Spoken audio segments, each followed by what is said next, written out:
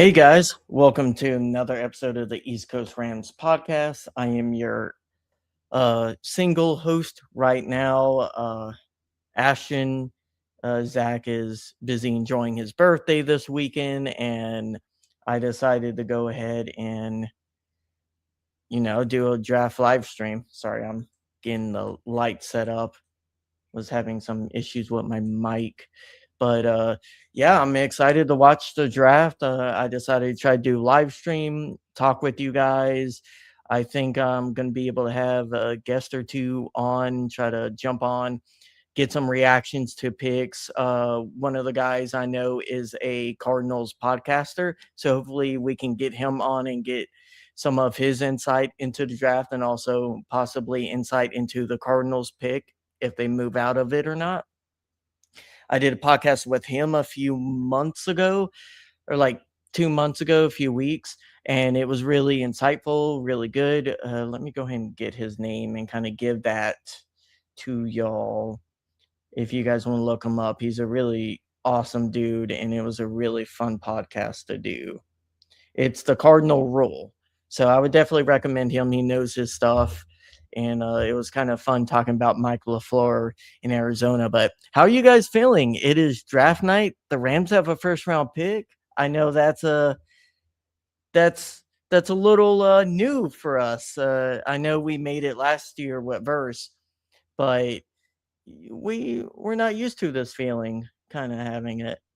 Oh, we got a trade down by Mod. Are you guys agreeing with that? Are you guys wanting?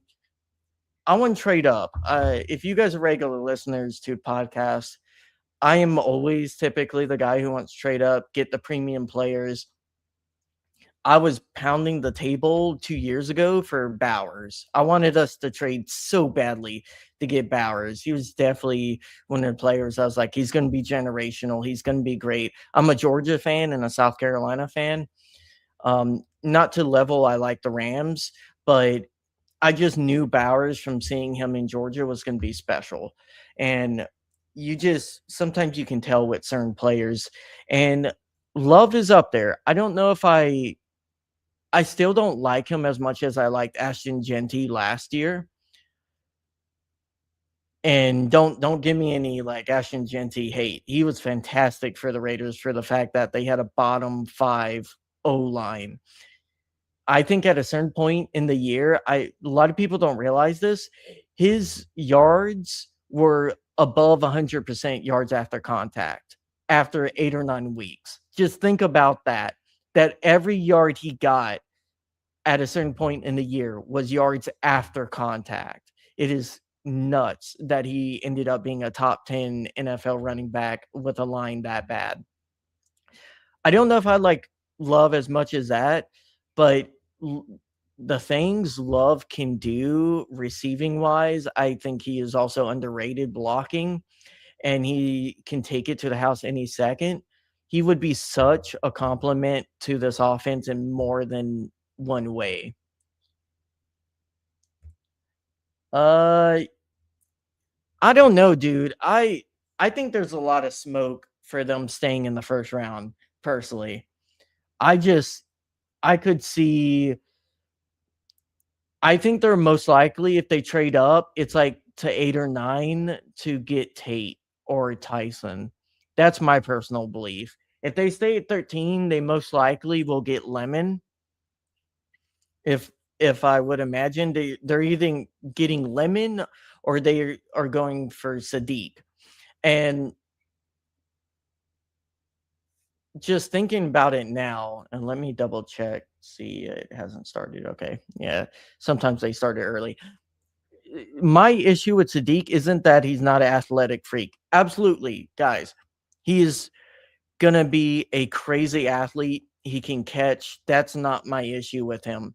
If you look at how often he did inline blocking, it's one of the lower percentages of this tight end class. And this is a sneaky good tight end class. It isn't a great one. It isn't like going to be remembered, but there's a few like gems in there that potentially people can draft and get. Like I think Oscar Delp is underrated. There's a few guys that I do like. But with Sadiq, I think the issue is he just has such a small sample size of blocking in line. Outside, he is perfectly awesome at blocking. Like, he's really good at blocking corners. That's not an issue. But against the bigger linebackers and defensive ends, he does struggle mightily, and he also didn't do it that often in college. So that's going to have to be an area of his game that he improves in the NFL. And you're just not going to get that early in his career. And that's going to be a limitation of his, kind of like we saw with Ferguson in his first year. You're going to have to put Parkinson and Higby in those inline snaps, or potentially Ferguson if he's grown in that game. So I think when he catches the ball, Sadiq is going to be a threat, and we could use him potentially like a slot wide receiver functionally. So that would be an option.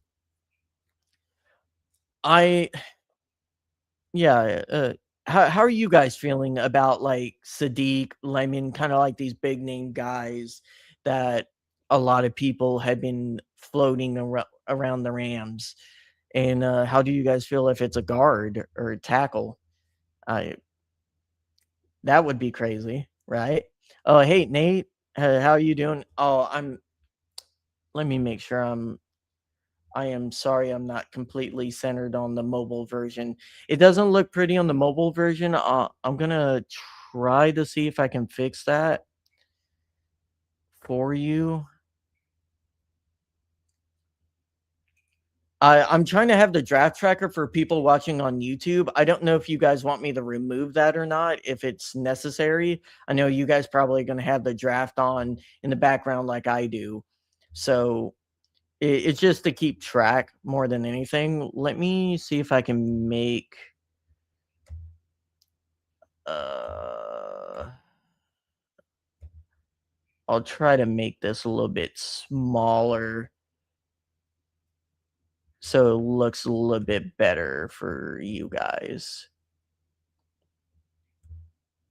And then I'll try to stay centered. Yeah, sorry. This first time we have tried to do a live stream during the draft, so we'll work through it as it goes. Uh, but I'm excited. There's a lot of smoke that the Rams are possibly going to trade up from 13. I hope that's what they do. This is a weird draft. It's a weird draft because a lot of the, you would say, blue chip prospects are non highly like valued positions in the NFL, like linebacker, running back. You could say Sadiq, but I wouldn't necessarily classify him as a blue chip. He is like the tier right below blue chip. I think he's going to be really good, but the linebackers from Ohio State, both of those kids are absolutely nuts. Reese and yeah, let me go ahead and pull up. I'm terrible with names, guys. I'm more of a face person.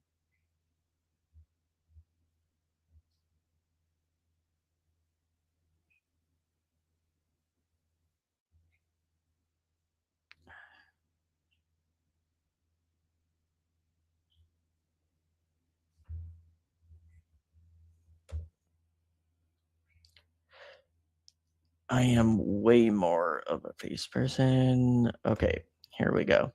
So yeah, Reese or Sony Styles, I would absolutely be happy if we end up trading up and getting one of those guys.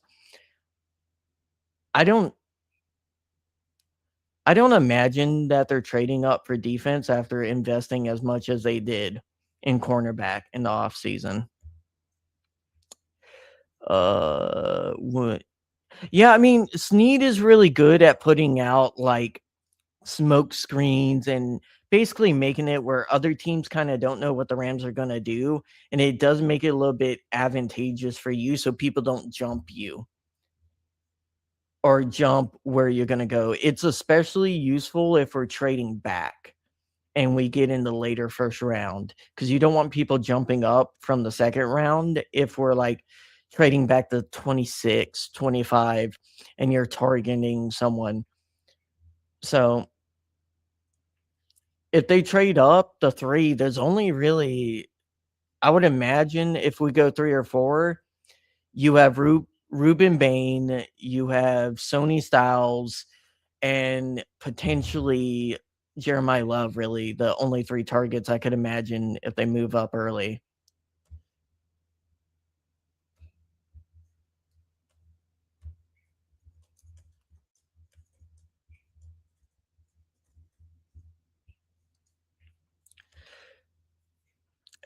We should draft defense.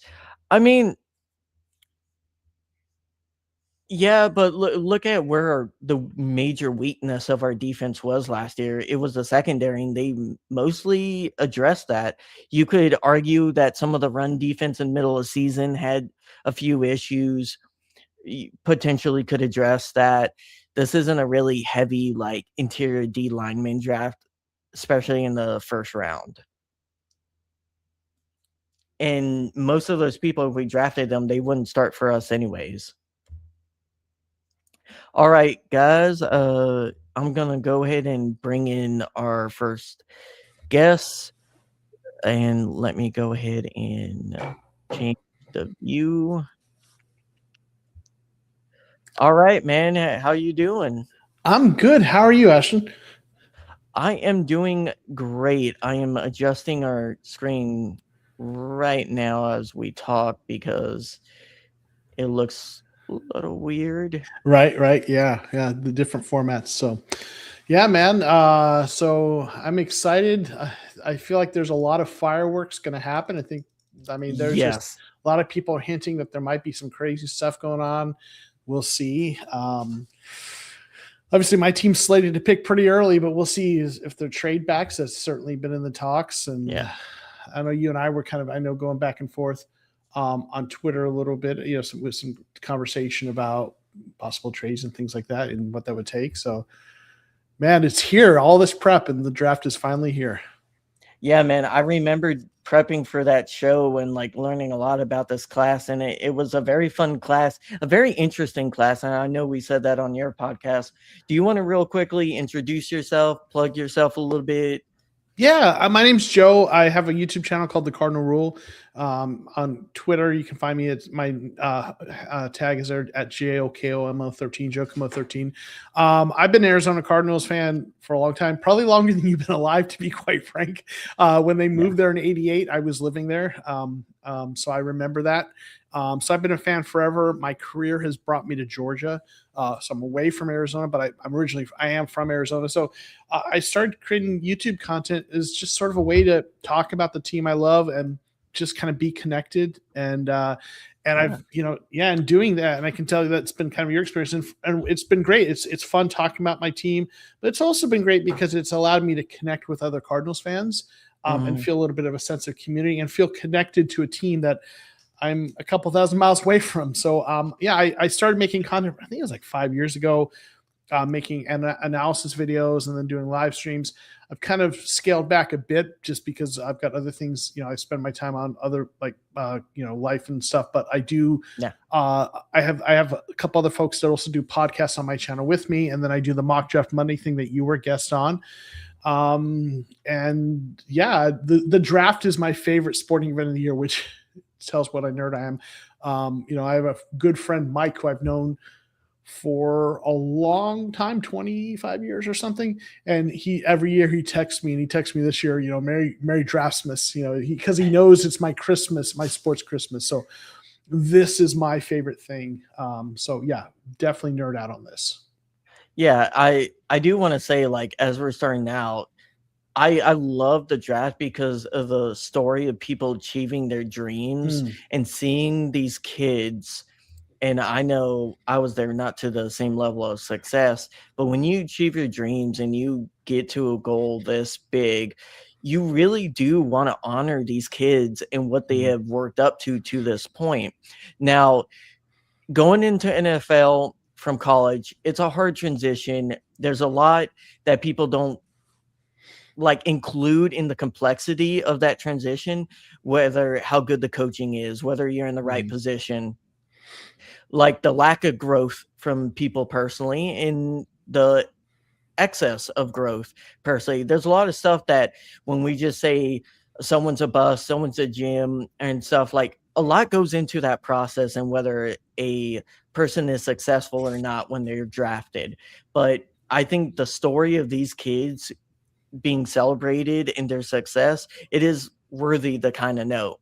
And yeah, man, I'm happy you could jump on here and Yeah. kind of analysis, and we can talk about what the Rams can do, what the Cardinals will do. I think it's a pivotal draft for both franchises.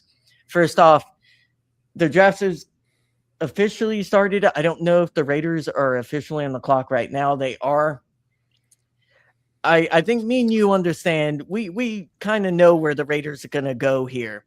Question is, what do you think the Jets do here, and how does it impact what the Cardinals want to do? Do you think it's more relevant at 3 what the Jets do, or if they go David Bailey over Reese, does that really change the complexity of what the Cardinals want? I think the number one thing that affects what the Cardinals do is if they can find a trade partner. I think, regardless of what happens, aside from the unthinkable and Mendoza sliding, which the Jets would take him anyway, if the Yeah, the unthinkable Jets happened, would take him. the Cardinals, in my view, and this, at least from what I heard, and understand and sense, is want to trade back.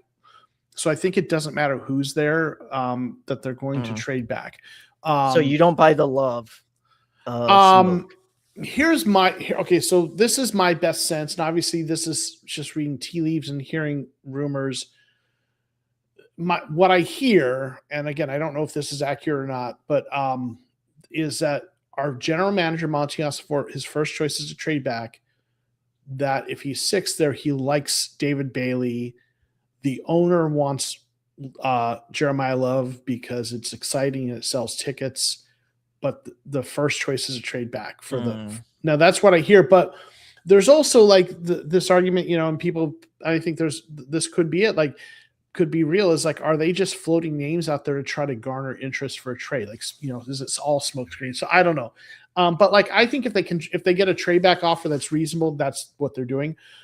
If they don't get that offer, I think what the Jets do at 2 could very much influence, because maybe, and I this is again speculations, but if the general manager really likes David Bailey more than Arvell Reese, and the owner kind of likes Love, maybe it's a scenario where if David Bailey goes off the board, and then they go with Love, because that's, but if Arvell Reese goes off the board and Bailey's there, maybe they go Bailey. And again, this is all speculation based on putting those things together. I'm Jeremiah Love is going to be a great player in the NFL, I believe, but I don't think it's the right pick for the Cardinals, because if you're not At ready this for that time. running back, you like Saquon Barkley. Look at what happened with him with the Giants. That he was Yeah. good, but they weren't good. And there's a history of that. And I have a friend, Kyler Bird, who put out a tweet that I retweeted that did some really great analysis, where he looked at the recent, like the last 5 or 6 running backs taken in the top 10, going back to Todd Gurley. And he looked at the team's record that first year, and then the 3 years that followed that. And then he looked at like who was the starting quarterback. And it's pretty straightforward. The running backs were drafted early if they had a franchise quarterback, like a Dak Prescott in place or someone like that. The team could win. If they did not, the next 3 years they had losing records. And so this team is not ready for that. So you squander that prime. So he's a great player. He'd be exciting if they draft him. I will cheer for him and hope they make it work. But from a process perspective, it's not right. So, yeah, and most of those running backs were going in situations where they kind of had the O-lines mostly figured out. I would say like 80% they were probably missing a tackle or something. Like, for example, when the Falcons drafted Bijan, they were a top 5 run blocking team that year. Yeah. I believe Tyler Algier was the starting running back the year before they got Bijan. Yeah. So I do think there is kind of like, the issue is like by the time your team gets good enough to use that running back, they're going to be off their rookie contract, and their cost while it doesn't completely balloon, especially after Todd Gurley, it's still like it gets to the point where like, is it really worth it? And everyone else on your team is also getting to that point where they're going to need a second contract a year or so after, right? That running back is, especially if it's a young quarterback, a young stud wide receiver. Yeah, So yeah, it, especially at pick 3, that's such an expensive pick to take at a running back. I think he would have the most guaranteed money out of any running back at 3 in the yeah, league, coming out straight without playing a snap. So, I yeah. mean, he's not going to be a bad player if you guys do end up taking him. I think we can talk about what we talked a little bit on Twitter Mhm. was entertaining the Rams trading up, because I do think out all the teams kind of hinted at wanting to trade up, the Rams are probably have the most aggressive GM. I think the only other GM that's as aggressive as Les Snead is probably Howie Roseman. Mhm. That's only one I can think of. And I personally, I know the rest of the fan base probably doesn't agree with me when it comes to the Rams. I would trade 27 picks. And I know that's going to be a hot commodity here in the next season, especially with how these GMs are viewing these 27 picks. Do you think if the Rams come out with a package including 27 picks, that could give them an edge over these other teams only trying to bundle seconds, thirds, like Right. a few fifths to move up? I could see a scenario where if the Rams were willing to offer a first round pick next year, right? Which, obviously, if you're a Rams fan, you're hoping that's pick 32, and they are for a lot of people the favorite, right? They're a Super Bowl favorite. And if you're the Rams, you're in your window with Stafford, and so if you're the Cardinals, the idea with that is okay, next year you want to, if you don't end up being one of the top 3 picks, and a lot of people think Cardinals are going to be the worst team in the league, or one of the worst teams. I shouldn't say the worst, one of the worst teams in the league next year. They might. I mean, they're not going to be a playoff team. It would be really unlikely, but they might win enough games to be pick 4, 5, 6, and kind of then be, in that next year. So if you can add some draft capital, that gives you ammunition to move up next year potentially if that scenario Yeah. happens. So even if it's a late first round pick, that late first round pick becomes a little more draft capital to move up. So I could see that happening. Maybe the Cardinals decide, okay, yeah, if the Rams are offering their first this year, their first next year, and like a day 2 pick, to move up to 3. Then you look at that and you're like, okay, well, we can go back to, where you're picking now, gets a tackle like Blake Miller, right? Someone we need. And maybe then maybe we go, then we get another day 2 pick to add another piece. And then we've got the draft cap. I could see that, but I do think that if a team like the Chiefs or the Cowboys come calling with their 2 first round picks and offer both of those, I still think that'd be hard. They'd have a hard time. I think the Rams have a hard time beating the Cardinals for that pick without overpaying even more, even with the next year's pick. I mean, I would look at it this way, though. Next year is going to be such a QB heavy draft. You almost, if you're a QB needy team, you almost have to have a second first rounder, unless if you're in the top 3, top 5. If you want a premium QB selection, right? You could end up being, you either have a terrible year and you had that pick anyways, or if you're at like 6 to the 8 range, you're going to want something to be able to bundle up and trade up. So I do think that gives an extra premium to that 27 pick. Do you think they would entertain? I guess this would have to be a situation where you don't have a lot of other buyers, but our second this year, our third this year, and the second next year. I mean, I think it's possible. I think, and there are people saying that they're not getting a lot of. There's rumors that they're not getting a lot of attention for that. Not a lot of people. Not a lot of solid offers for pick 3.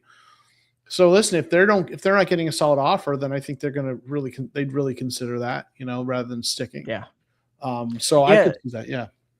This year, and I think I mentioned it on your show, always felt like because of how highly other teams are viewing 27 picks, I was like,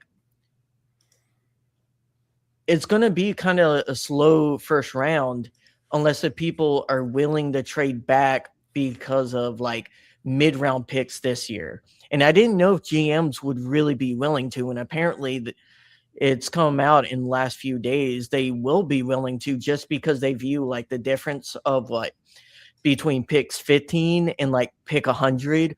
There's not a lot of variation there between the players. And you want to get more ammunition than you do just having the single picks around 15 to 30. Right. Outside of getting the 50-year option. So it's going to be a fascinating draft, and it does sound like there's going to be a lot of fireworks with people trading back for mid-round picks and getting more shots at the target than anything else. Yeah, I think they've talked about are there going to be a lot of trades, and there's not going to be probably many teams looking to trade future draft capital, but I could see a lot of moving around the board, on day 2 and 3 like that, so kind of little trades to posture here and there, right? So obviously now they just announced a pick. The least surprising thing of all is Fernando Mendoza. Yeah, Mendoza, 1 overall. Yep. So everyone knew that was coming, so there's no shock there. The Jets are on the clock, so this is where it gets kind of interesting to see what happens next. Yes, everyone's expecting either Reese or the other edge rusher, Bailey. Do you think there's any shockers there that the Jets could pull? Like, you would find it hard to imagine them taking Love. I guess Noah would be a little surprising, especially this early. I would find it hard to imagine they would pull the trigger on him at 2. Yeah, you've got a head coach who's on borrowed time. He's really, Aaron Glenn, like he's, if a lot of people think he's going to be done through this year, unless he really does something surprising to turn it around. But I think the general manager is going to think a little more. I don't know. I don't think they're going to go as much as the coach might want to find what's the guy that gets them the quickest to winning some short-term production. Like Love would be a guy who'd come in and have the immediate impact, but some of the defensive players would be better long-term building blocks for what the Jets are what they need.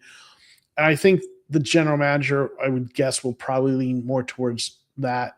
So I mean, that Love, defense was rough, man. Yeah, I mean, they have talent. Yeah, so I think what you're looking at.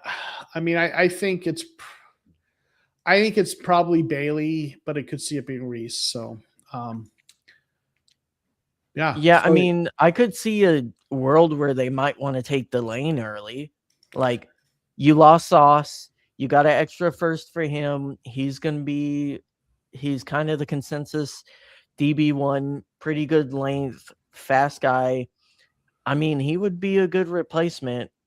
I'm just kind of like shoot out there, surprise picks potentially, because I think what happens every year, teams take. There's some cornerbacks they can get later that are going to be good cornerbacks. So I don't think there's likely to, to reach for cornerback here. I really do think they're going to. I think they're going I think it's going to be Bailey or Reese. I'd be really, really surprised if it was any other direction for the Jets. Do you have a preference between the two? In terms of which one I would hope would fall to the Cardinals? Yeah. Bailey, I'm just not as sold on Bailey. I'm not saying he's not going to be a good player. He's not good against the run. There's some off the field or some history of kind of some outbursts and some aggressive kind of stuff that a little questionable. Reese, I know people don't like because he's a tweener. Some people see that and he's a hybrid, but the upside with Reese is higher. He has played off ball and edge. He's not, people say, well, he's more of a not really a true edge, but people also talk about his first step and his athleticism and his strength. and like the raw tools are really off the chart. And like with a little bit of development, he's going to be, has a higher upside. Yeah. My first choice is trade back, but if they don't trade back, I would rather probably have Reese than Bailey if it's me.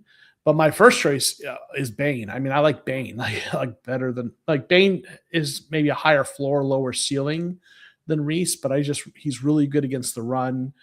I'm just a big fan, and the Jets pick is in, so we'll see who it is soon.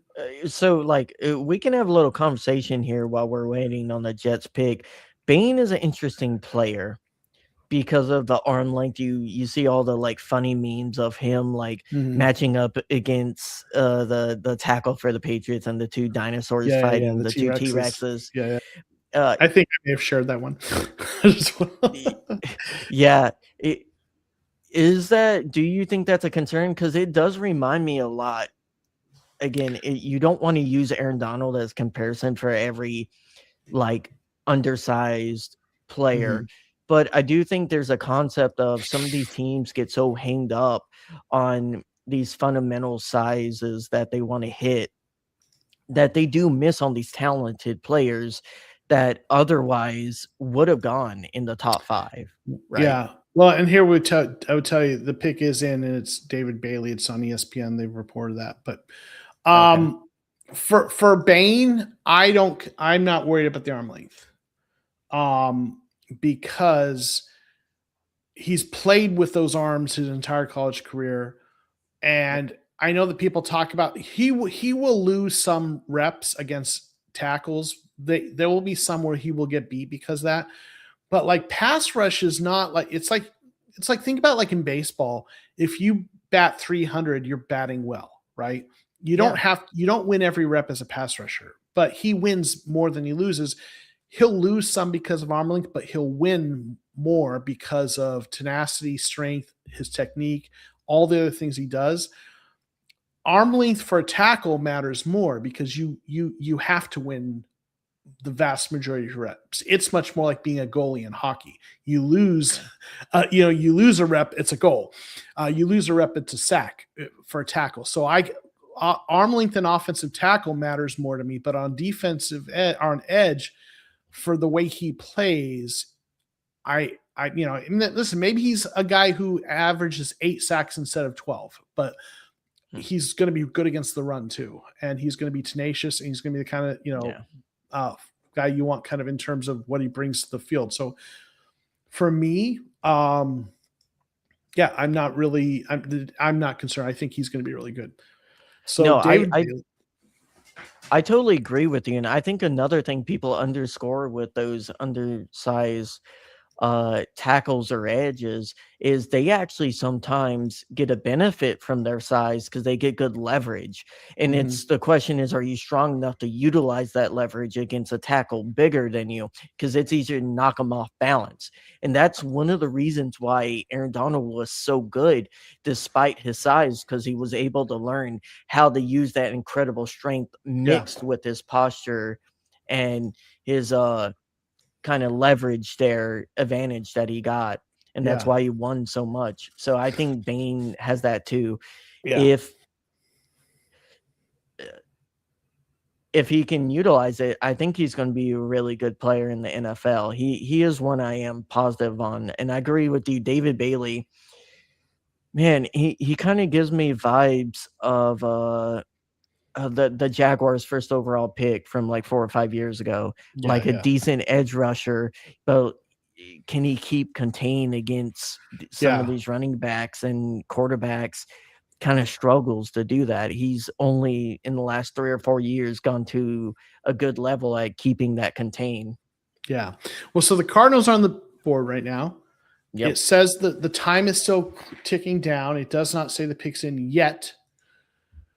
I really hope they trade, but I think you don't wait until 3 minutes left unless if you're trying to trade back, I personally. mean, they might be on the phone trying to work something out, but if you don't get the deal, but usually at this point they've had, of course, at this point you usually have had those conversations where you've got kind of the deal in principle worked out, Usually you've got they could teams that be say trying to if this leverage. happens, maybe, or maybe they're just kind more of assets.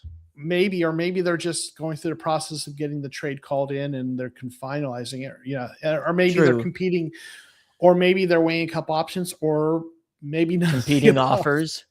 I I hope. I feel like if you had to pick and you didn't have any offers right now, they would have probably already put in the pick. Maybe. But they're trying to decide between taking the offer and making the pick. I would Maybe have to imagine it's that. they might be on the phone though, trying to see if they can drum up. I mean, who knows? It's hard to know, but the fact that it's ticking down, I really, I obviously, as I've said, I want a trade. I just don't like the options at 3 as much as I like the taking option later and having another pick later. So we'll see. What's the furthest back you would want to trade? For me, I feel like they need to get an offensive tackle. I like Blake Miller as a tackle. There's some other guys I like. So if I think you could go back, like the Cowboys pick at 12. You can go back there and get a guy that you like. I don't think they want to go back terribly far. The pick is in. Uh-oh. The Cardinals are apparently making a pick at 3. They do not trade down. Back. So the question is, who is it? So I'm going to listen to it live. I got a bad feeling. I don't want a spoiler. I don't want a spoiler in the. I won't say anything. I won't say anything or click on the chat. So chat, please do not I've gone away from the chat to your chat. So let's see. The pick is in. So who you think it is? Gut feeling. My gut feeling is a bad feeling in that it's Love, but maybe Arvell Reese. So I'm gonna say it's Reese. Yeah, but man, I'm so worried it's gonna be Noah or Love. I doubt it's Noah. It has to be either Love or Reese, right? That is Noah is an outside pick. So man. So let's see. Yeah. I can't look at your screen because you've got the thing up and sometimes it pops up early there. Oh yeah, sorry. No, that's all right. I'm looking at the live stream or the TV show. So okay. All right, here we go.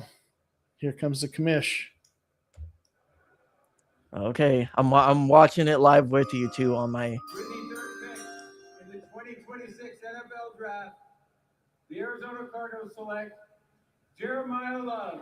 Wow, they did it. He's going to be exciting. Love, wow. He's going to be exciting. He's going to be fun to watch. So, yeah. So my reaction is it's not what I wanted, but he is going to be exciting. So he is going to be a dynamic player for you guys, a starting running back for his entire career. He can catch it. He can play in 12 personnel as a tight end. He can play in a fullback spot, running back, wide receiver. I think for Mike LaFleur, he's going to be an all-around weapon to add onto a team full of weapons already. Yeah. The question is, can you guys sew up that O-line? Can you sew up potentially having the quarterback spot for a year, have decent quarterback play, and have your defense play good enough to be able to win shootouts, right? That's the goal. Yeah, it's, and like I said, that they're not ready to capitalize on it. So hopefully they get their stuff together quick because they've got to get the quarterback in place. I have a feeling it's going to be. I have a feeling they're going to be getting Ty Simpson at some point in the draft too. So. You think they go Simpson for late start? Yeah. You think they trade up in the first? Maybe get to get that. that 5th-year option. Yeah. Yeah. Yeah. But hey, so I mentioned to you I got to bail because I'm going to do a reaction video. But Awesome, man. Thank thanks you for so having me hang much. out with you for a bit. So Yeah, no problem, man. You have a great night. Enjoy the pick. Hey, man. all He's right. going to be a good player for y'all for a long time. Hopefully for a long time. That's the concern because running backs aren't always for a long time. So, but all right, man. Well, we'll talk again. Okay, Ashton. Yep. All right. Catch you Peace. later, man. Adios. Wow, guys. Wow. I'm still kind of shocked that that Love went 3. That is a little nuts.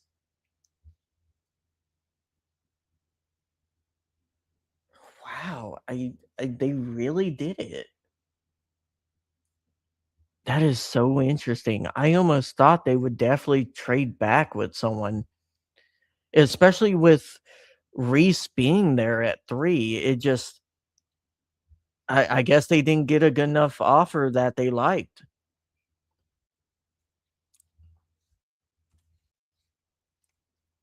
I'm a little like out of words for how to react to that pick. Like I love Love. I think he's going to be really good. But man, they have so many holes in this early to take a running back going to have the most guaranteed money ever. And you just have a defense that was struggling. You have an O line that really needs a little bit of love. Eh, wow. Yeah. Deuce. It is in. So if I have to guess, the Titans. They do need edge. So yeah, it was. I'm pretty sure they could use a safety too. So like, I'm guessing Reese, most likely.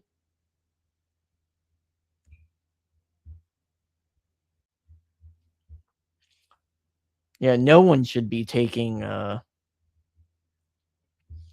Noah this early. I think Noah is going to go more around 9 or 10. I'd be surprised. And then a tackle run is going to start.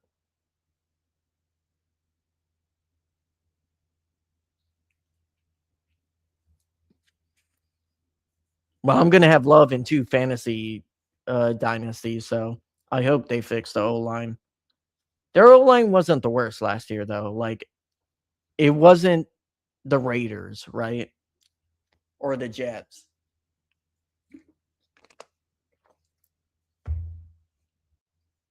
Their running backs just couldn't stay healthy for the Cardinals. Like, none of their running backs could. They did get man, poor Tyler Algier.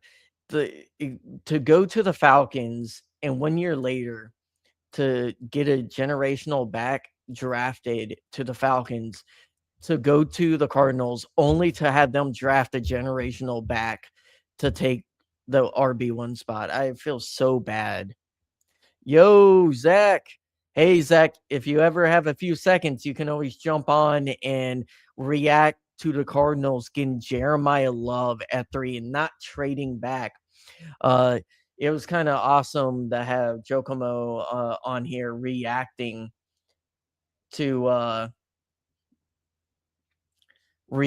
to that live. That was kind of neat. Did they take Tate at 4? They did. Wow. Tate goes at 4 overall. That is way earlier than I expected. I mean, you got to get that young QB.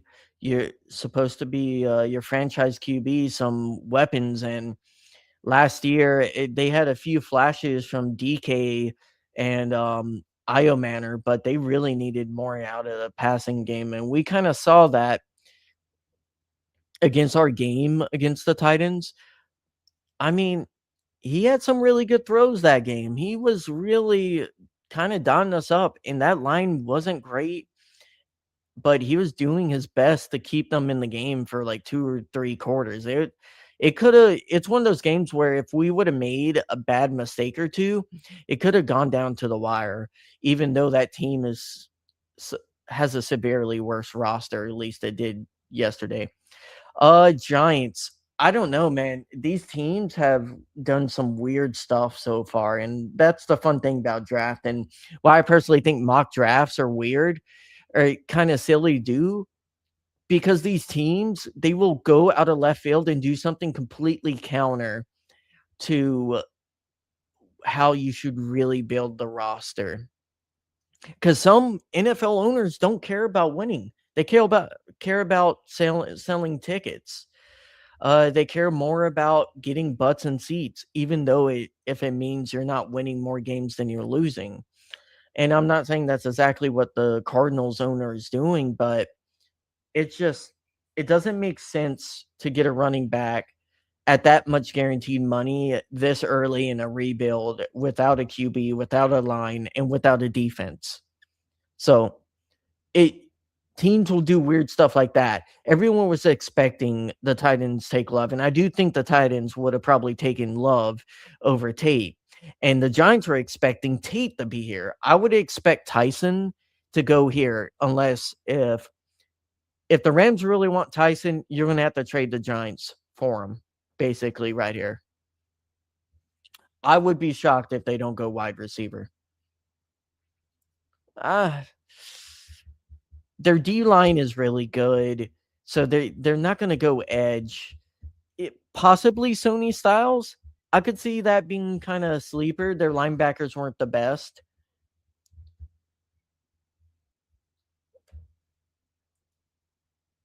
Yeah, pick is in, so Giants are making a pick roster. Let me look up their roster right now. Who do they have at linebacker? Zaire Barnes, Swayze Bozeman, Brian Burns, Carter, both of the edges. Tremaine Edmonds, he's solid. He's solid. Trace Ford, Cam Jones. I mean, you have Tremaine Edmonds and then a few other guys who haven't really done much up to now. Caleb Murphy hasn't been terrible. And then Thibodeau, which they're probably going to trade Thibodeau eventually. Interesting. So I would imagine probably Styles or Reese. Potentially outside chance Mount Noah, but again, it would be way too early. I doubt Bain, but if they are really dead set on trading Thibodeau, it could make sense to get Bain now and try to trade Thibodeau later in the draft and get like a late first, second.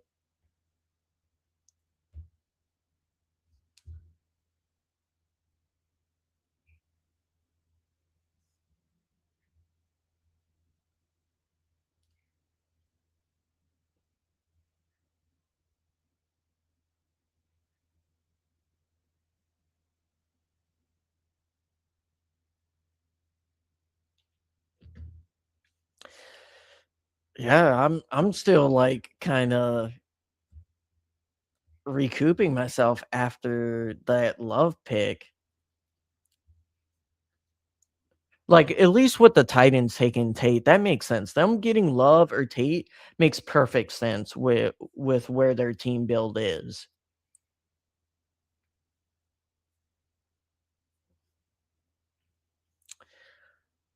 And then Browns are after that. Browns need almost everything but really like tight end. They really need a wide receiver. So yeah, man. I think we could see Taysom and then probably Lemon go after him back to back. And if that happens, you almost have to trade or get Sadiq or trade back. I mean, I would be fine with getting Omar Cooper at 13 personally, but I know a lot of people aren't agreeing with that.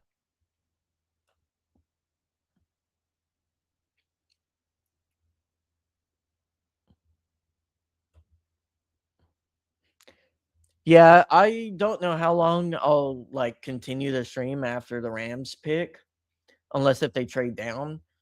Um, which that is looking more likely. The love at 3 really has thrown off this draft because uh it was almost it was more likely that it was going to be a defensive player there, and without it's causing like Tate to go early, and then if the Giants take Taysom and the pick is in, so they are making their pick. Like you could see Lemon go at Washington, and like 3 of the wide receivers that like no one expected a wide receiver to go until 7 or 8. Most mocks at least in it.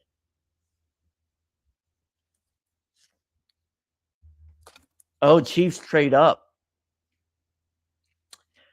Yeah, I think the Chiefs are going Tyson if or they're going for whatever wide receiver falls, right? Kind of has to be. Oh, well, no, they could be going defense.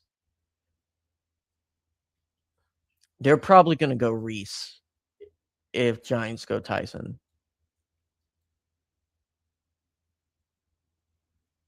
It'll tell us a lot about how they feel about Rice, Rashi Rice.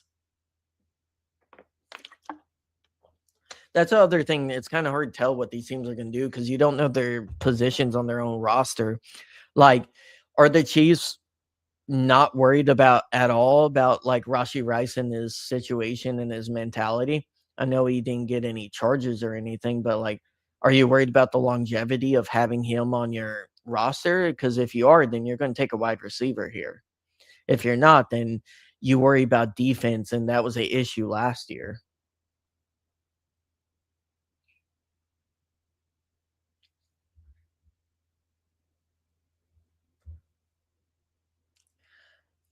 Deuce, we already have a starting O line. All of our players were great, and I know some people will point out the right tackle playing the playoffs. I think there's a lot of reasons for that, and for most of the year, he played as a top 5, top 10 right tackle in the league. I don't think you give up on him that quickly. For tackles who there's a good argument most of these tackles are gonna be guards anyways. They weren't like especially this draft, there's not a lot of great right tackles. Mount Noah is probably the only one, and I don't think he's gonna be there. Yep. Uh, uh Arvel Reese, I think is the pick if I'm getting it. Yeah, Arvel Reese. That makes sense.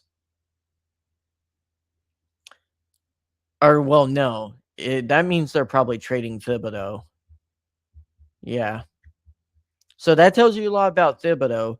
I thought there was a chance they could go wide receiver because, especially after losing, they still have Neighbors, but they lost Wandale because Wandale I think went to the Titans. So now they're saying the matches for the Chiefs are Marinoa or D-Lane.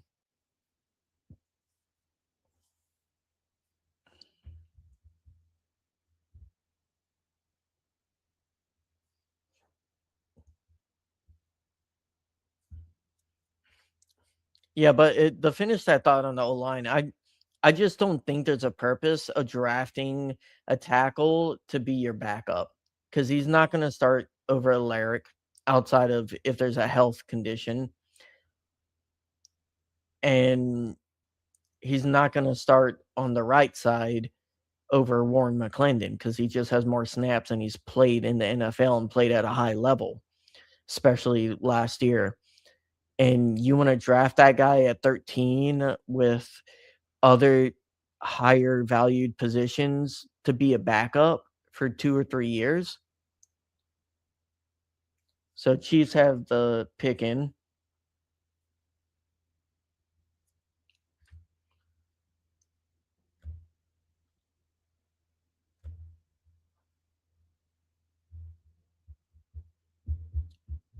Yeah, if the Rams want Tyson, They're gonna have to trade up to like 7 or 8.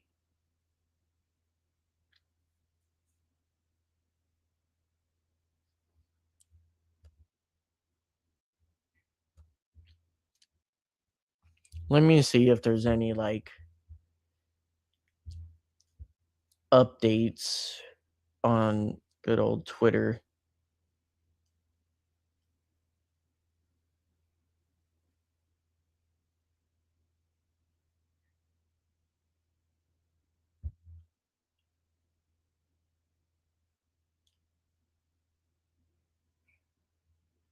Okay.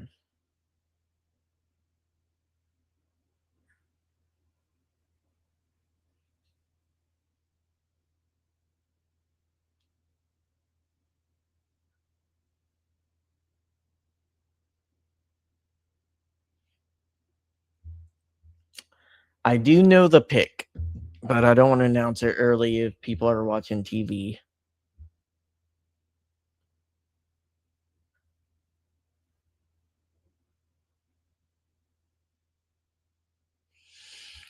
Yeah, I mean, it is looking like Bane is falling. But the good news for the Rams is you're looking at potentially like Sony Styles falling, Bane falling, Lemon Sadiq.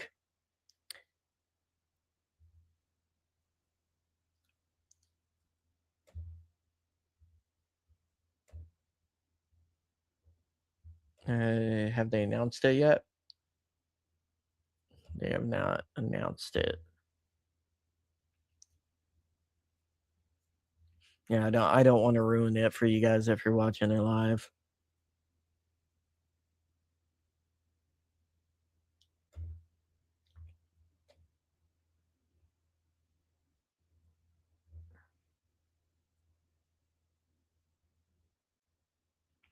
Let me look and see who is coming up that could need a tight end.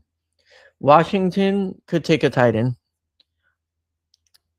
Saints could take a tight end. Browns don't need one.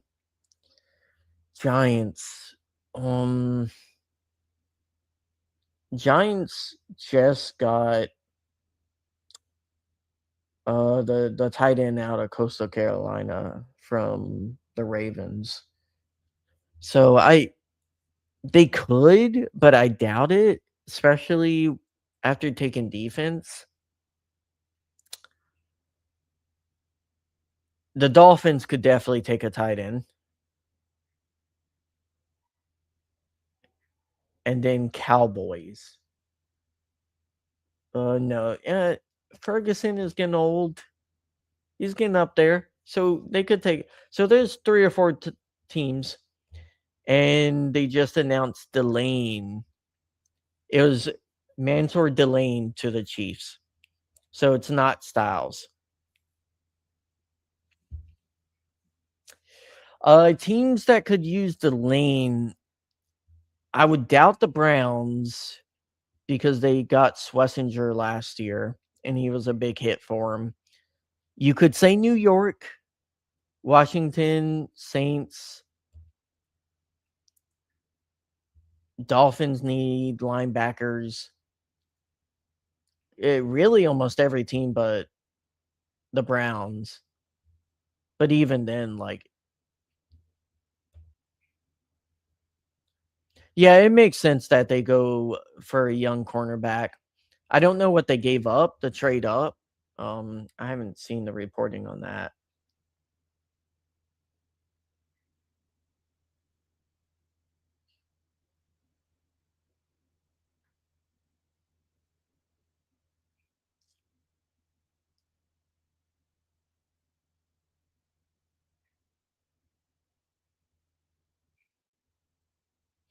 Also, it is such a dub that the clock has been reduced. I think it feels so much better at 8 minutes versus 10.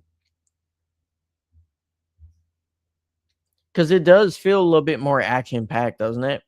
and the Commanders are staying at 7 and making a pick.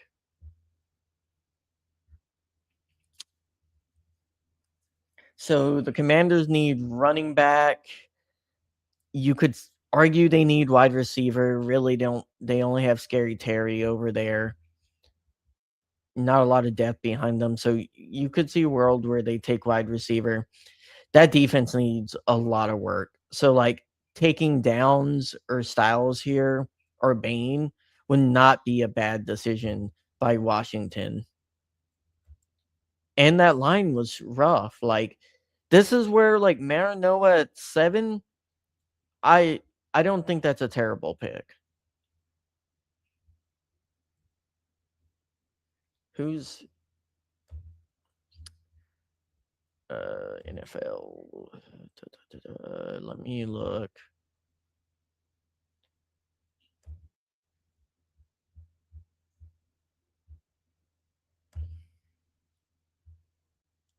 Who is their right tackle? Josh Connerly. I don't believe he played great, but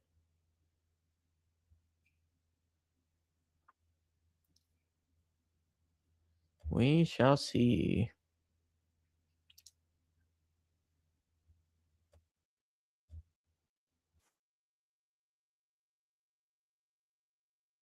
How are you guys feeling so far about how the draft has unfolded here? I'm a little bummed that they didn't trade up for Love, but I mean, who would have thought he would have gone at 3 so early? I know there were like rumors and stuff, but it was just hard to imagine that a team in that situation would take a running back that early. But I think he's the best player in this draft, and he's going to be good for him. The question is, can the environment be around him? Can it be elevated by him solely? And most of the time, it isn't. Like you just look at Saquon with the Giants.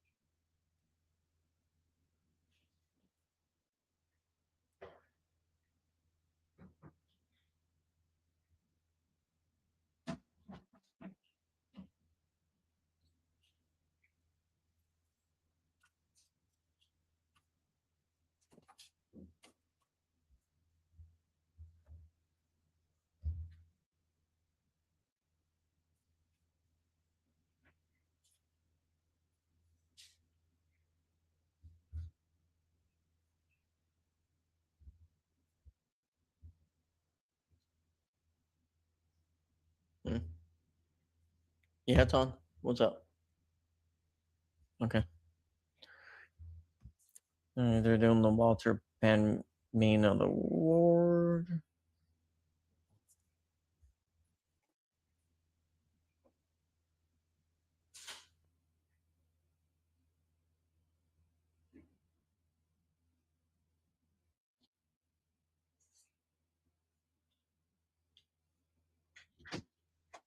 Styles goes to Commanders. That he is a fantastic player. And I'm pretty sure they're still gonna have Wagner there. I think he's gonna play again. And Wagner is such a good linebacker to learn from, especially as a young linebacker. I think he really did help the development of Ernest Jones. So yeah, I mean Wagner with Styles is a freak. A part of me wanted him to fall, but that it does mean Tyson is a pick further down. That's the guy I want second most behind Love.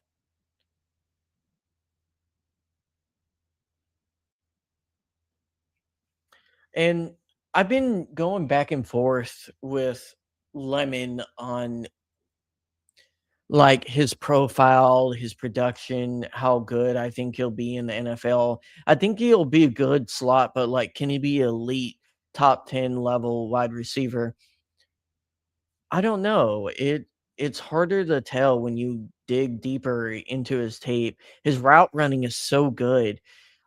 His intangibles are just not as good, and he does play quicker than what his 40 shows on the field. So I just I like Tyson's upside more, especially if he stays healthy. And I think you can't ever like count on a team being, or a player being healthy or not injured. Like that's just random. Health is most of the time just being unlucky or lucky.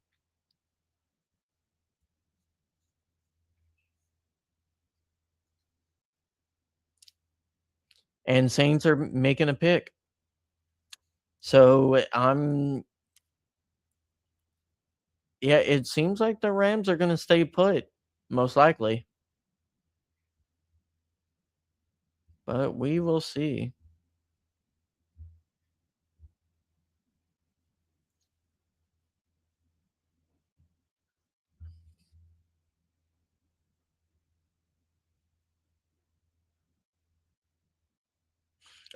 Guys, it looks like Zach will be here in a few minutes for pick 13. Hopefully we make it.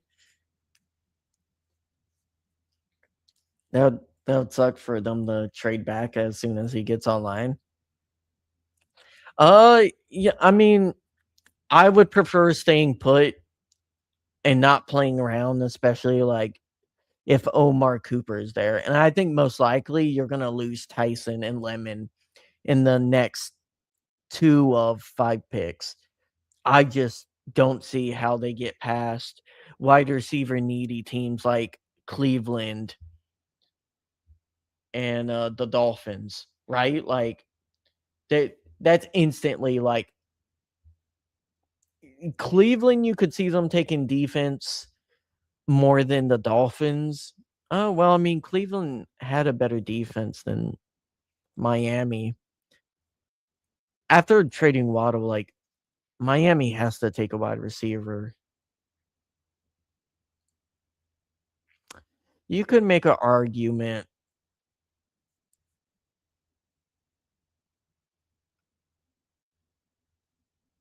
Yeah, I mean, wide receiver is the biggest hole in both of those rosters. And that's assuming Saints don't take a wide receiver.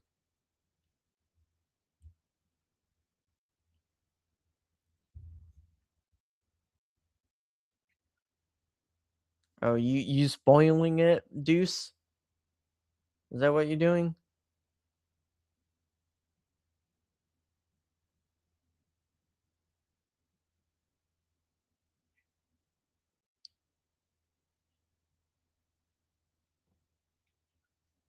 Yeah, the Browns got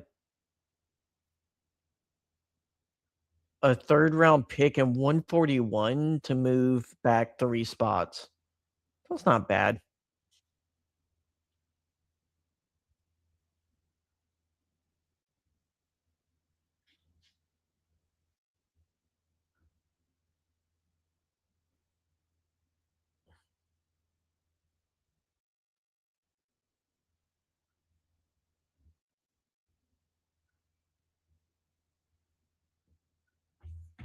Oh, you're saying you think the Saints take a wide receiver?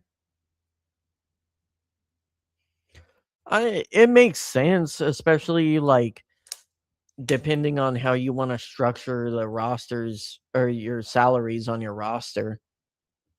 It just do you want to pay CB1 money at this point in time in your build, especially having to sign another contract for Mahomes?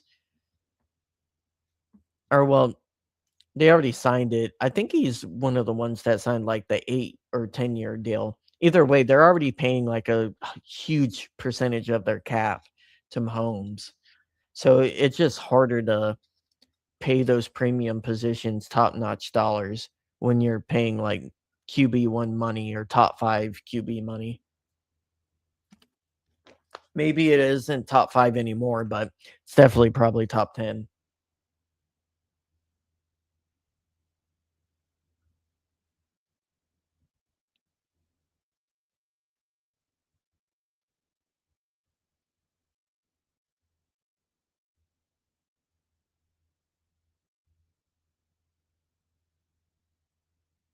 I'm not gonna lie, guys, I might crash out if we take a lineman.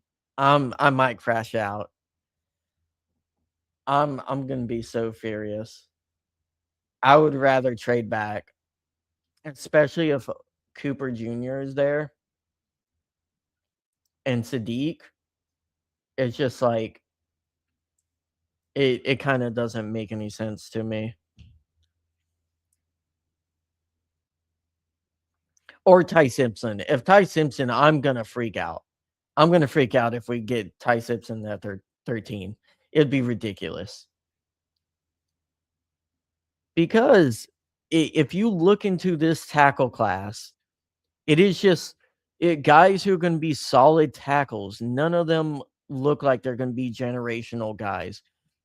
Like, it's not terrible. I I won't be actively angry as if we're getting a bad player. It won't be like it'll be similar to the 2-2 pick. I am not upset at the fact that they pick a certain player. Like, I wasn't upset at selection of Tutu himself, and he played decent. It was just more like you needed a center more. We need a wide receiver more. We need a young tight end more.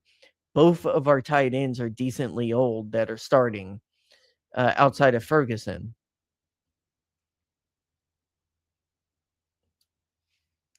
Okay, who the Saints got?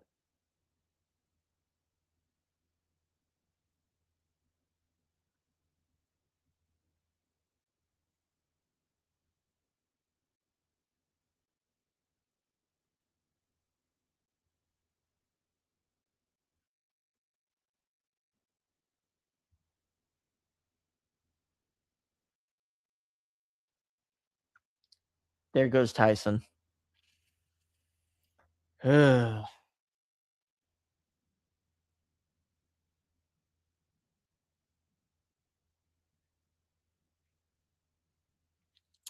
So it is wide receiver. If you're looking at the top 3 guys, it's lemon or bust.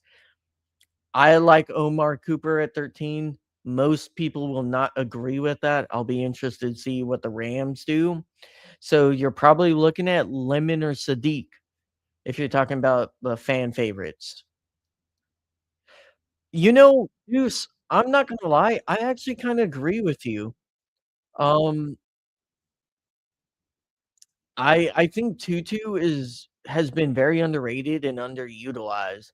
He is not a perfect wide receiver by any means, but he is he's done good in the opportunities he's gotten, and, like, when he does run routes, he runs them well, he gets open, he's good against man, he struggles against zone somewhat, but, you know, I think he's solid. And I think he's gonna do good with the Dolphins, and I think Malik Willis is a little underrated too. Now that line is rough, and that defense is rough, and they're gonna be in games where it's gonna be a lot of garbage time stuff.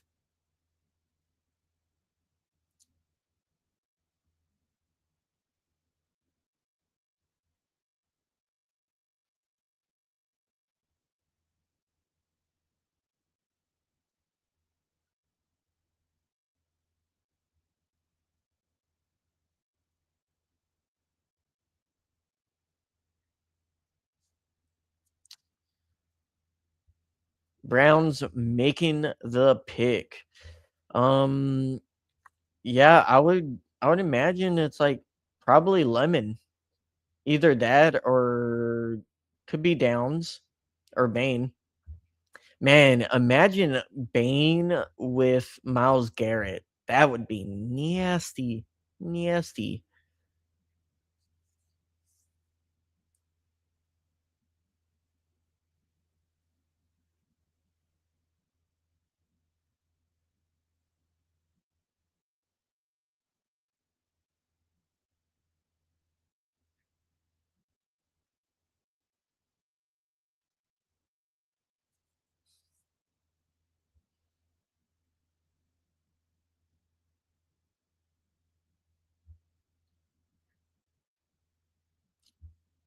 I mean, the Browns D line was really good against the run. They weren't the best at pass rushing, but like it's kind of similar with the Rams or Aaron Donald for a lot of the time. It's like they didn't really focus on drafting pass rush help because he was so good and he was such a focal point. It was more like you get role players that good at like containing the edge, stopping the run, and you hope that you have enough attention elsewhere. Aaron Donald can do his thing. Miles Garrett can do his thing.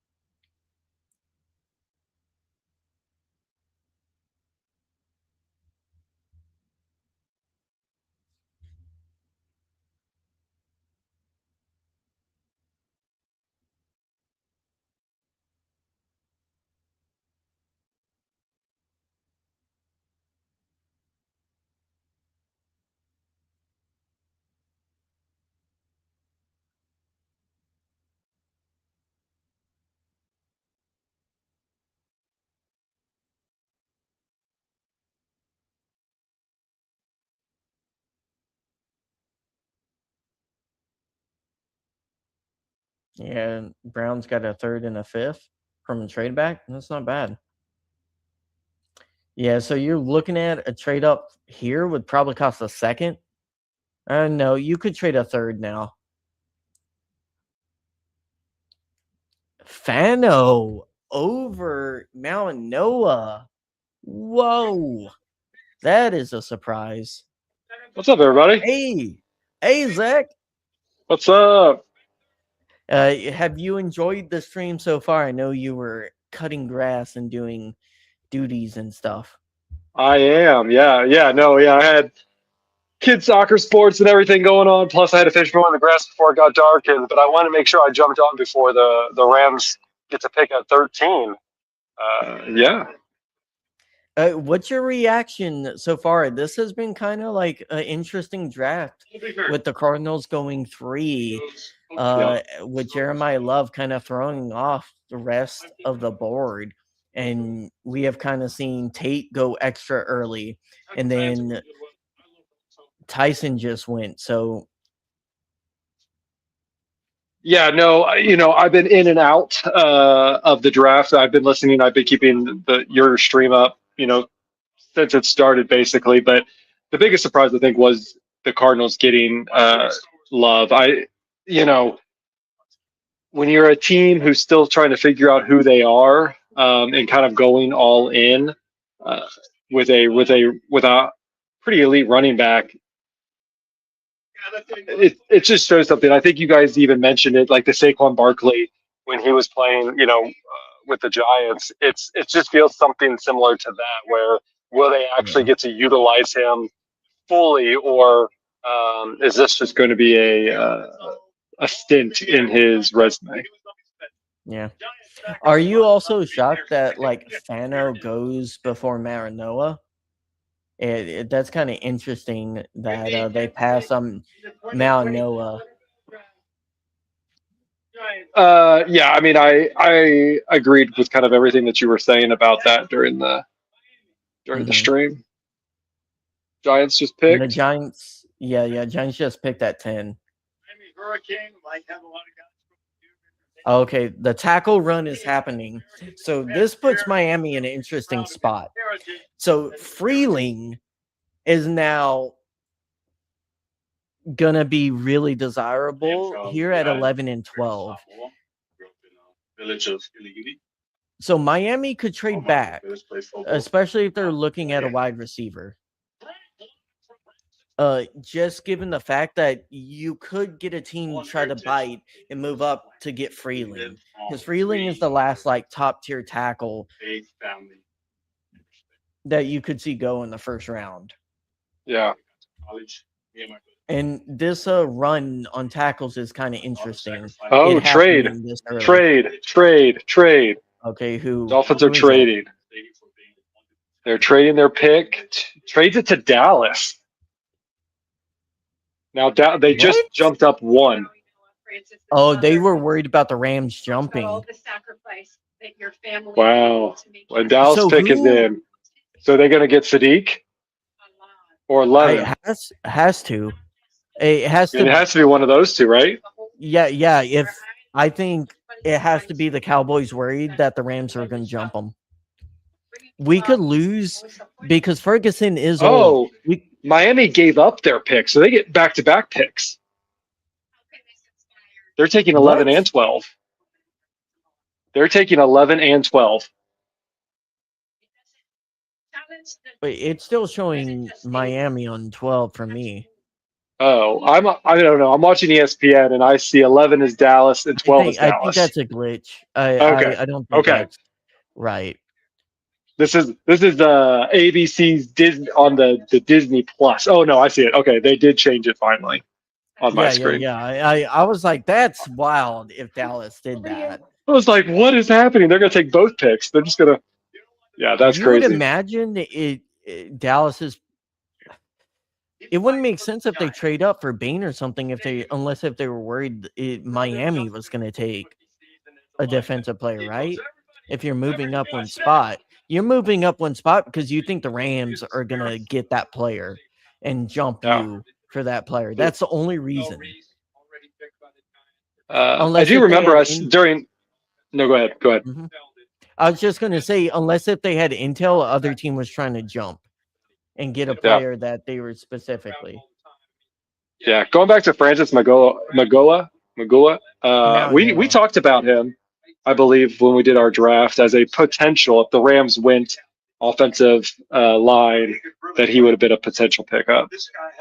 Yeah, I don't think there's now a tackle that you would be comfortable, especially because we need more of a right tackle than left. And Mal Noah was the only primarily right tackle this early in the draft that you could take. Freeling is more of a left tackle.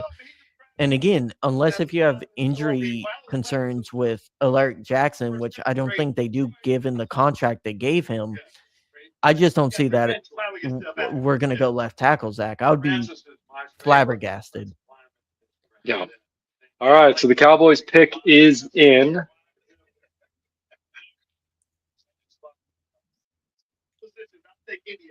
See who comes out of this. This is what the Giants done under John Harbaugh. They got a great defender.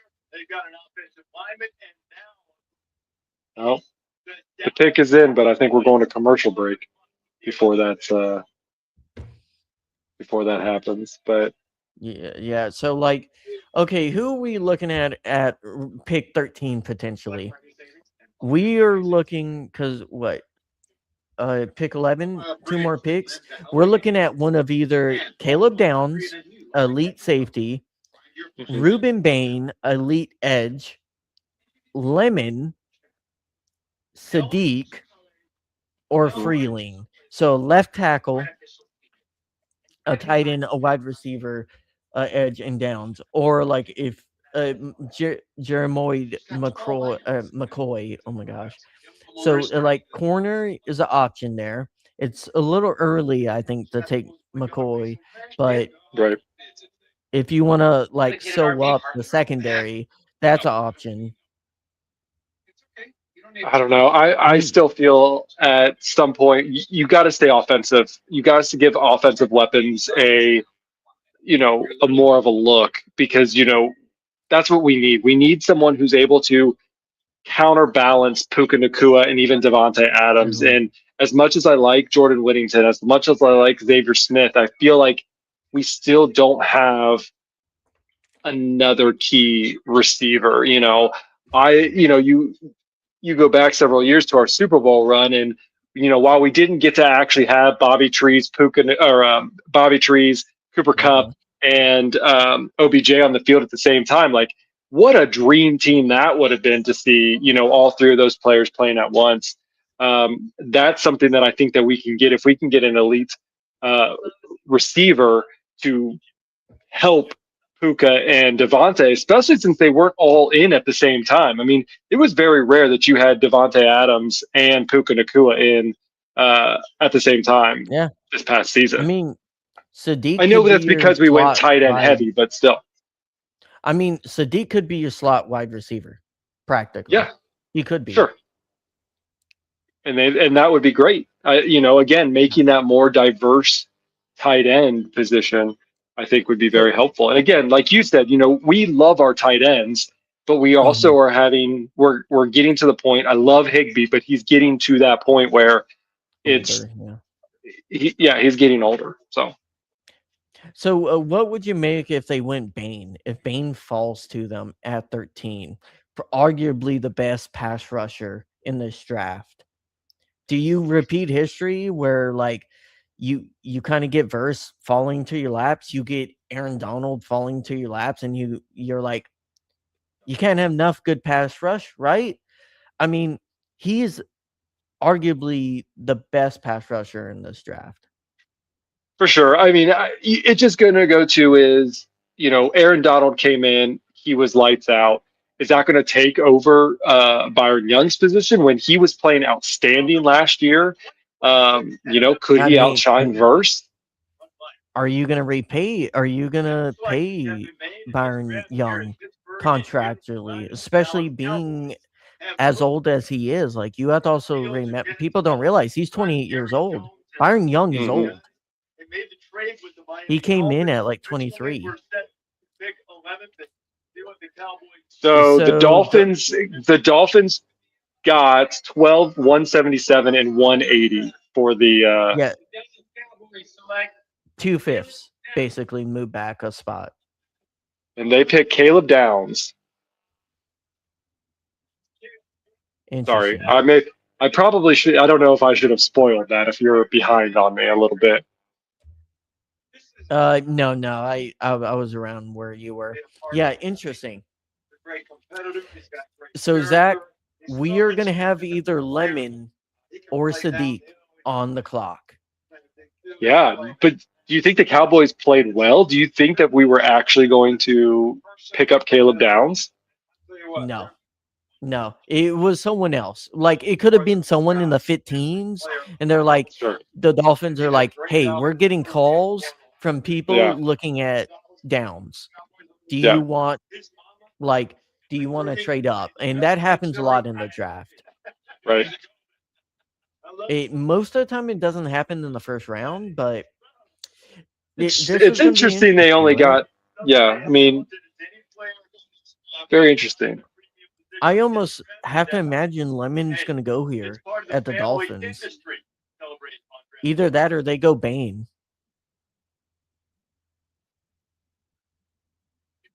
That'll be interesting. Yeah, Dolphins For and the sure. Rams, Deuce. Dolphins and the Rams. It's so exciting, man. Zach, All we're right. making a pick in the first round. Well, that's assuming we stay at 13. Don't put that out in the ether, Zach. It might be in the ether. The Rams might be like, ooh. So things might fall better into our lap than it did last year with Atlanta trading away their future first round pick. Dude, Bane being there. Oh, It'd be crazy. I mean, I'm on my phone obviously, so I don't have all of my usual stuff in front of me. So whatever's on your screen and whatever's on the CSPN screen is all that I got at the moment. And so I got you. Be very excited to see what the Rams do for sure.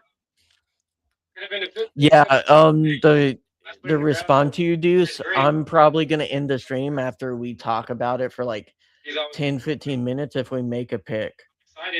If we make a trade back, then I'll stay on until they make that pick, unless if it's out of the first, which I very much hardly imagine, unless if we're getting a future 27 first. Mm-hmm. Which would you be against that, Zach? Moving down to the second for like a future first, given how strong next year's draft is?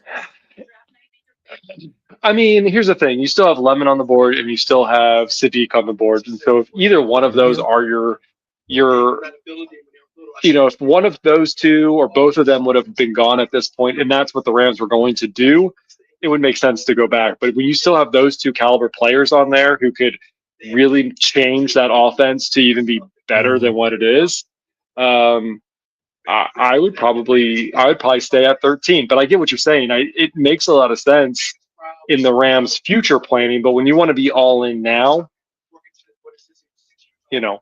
But again, the Rams have been successful in the later rounds, So if you can get, a stockpile of, you go to second and get, two more picks out of it, maybe that's something that you really look at. Hey, would you, Zach, if the Rams go Ty Simpson, how would you feel? I feel It's at that really point early. It's it's really really early for early, Ty Simpson. and it's again that says a couple of things. One, it says that you have confidence in your current offense. You have confidence in your tight end room. You have confidence in your wide receiver room. You have confidence in every aspect of your offense that you can take, your future quarterback at here. So that does say a lot. Okay, I just Dolphins pick is being announced. But you have to also, at the same time, there has to be conversations with Stafford. I mean, they're still trying to figure out contract negotiations for future, and we don't know what that will mean. Dolphins went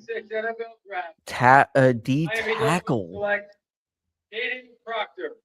Interesting. Tackle. Sorry, offensive tackle. I thought it was a D. I'm blind. Um, O's and D's sometimes so look very similar depending on the font they use. yeah.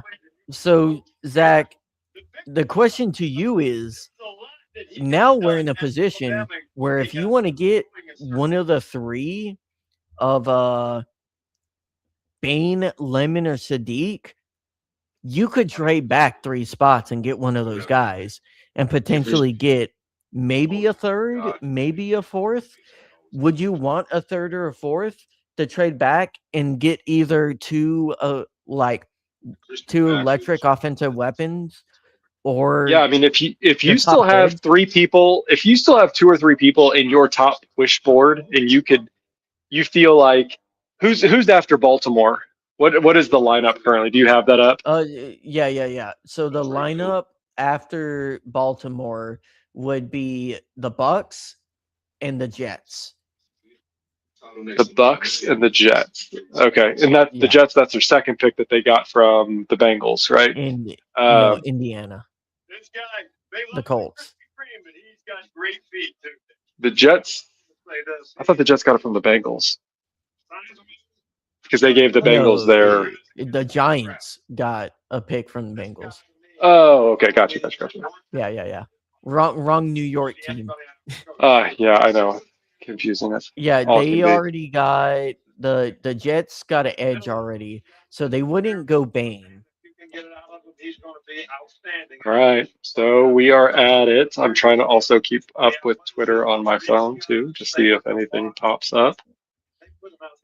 Oh, you're gonna ruin it. And we did pick, so we are picking at 13. Oh, The pick is in, Zach. the pick is in. The I see pick what it is. is in. Oh, you see what it is? Okay, I I think know what it is. The Illuminati was trying to stop you with I your know what it is. cheating feed. I'm gonna wait All until right. Who do you I'm gonna think? wait until the TV. Who do you think?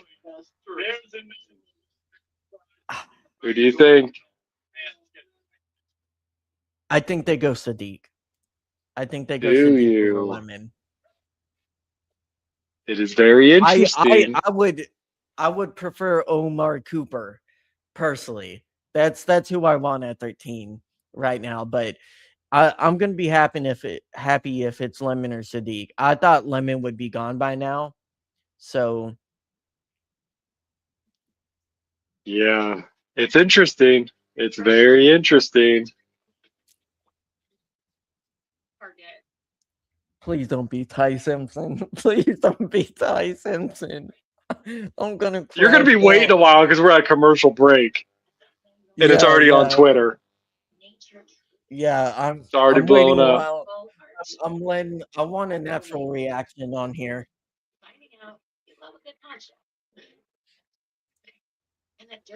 Do, Okay, do, I'm do. trying. For I'm anyone trying not joining to our look. stream, Ashton does not know who the Rams have picked. I am trying not to look at chat.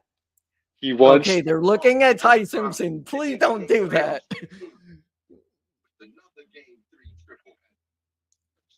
it's And they're interesting. actively talking about the Rams selecting a second quarterback. Okay, let's go to the commercial. We're going to commercial. Do you have an ad for us? Yeah, yeah. They have an ad right now going Well, on. that's what I'm saying. I said, do we have an ad? Do you have an ad that we could throw in here? Oh, Who's paying? Who's paying for this podcast? uh, technically both of us. So like, if you want to advertise us, go ahead. While I sit here and try not to look at chat because I know you guys are a bunch of spoilers. It's fine. The Rams will be fine.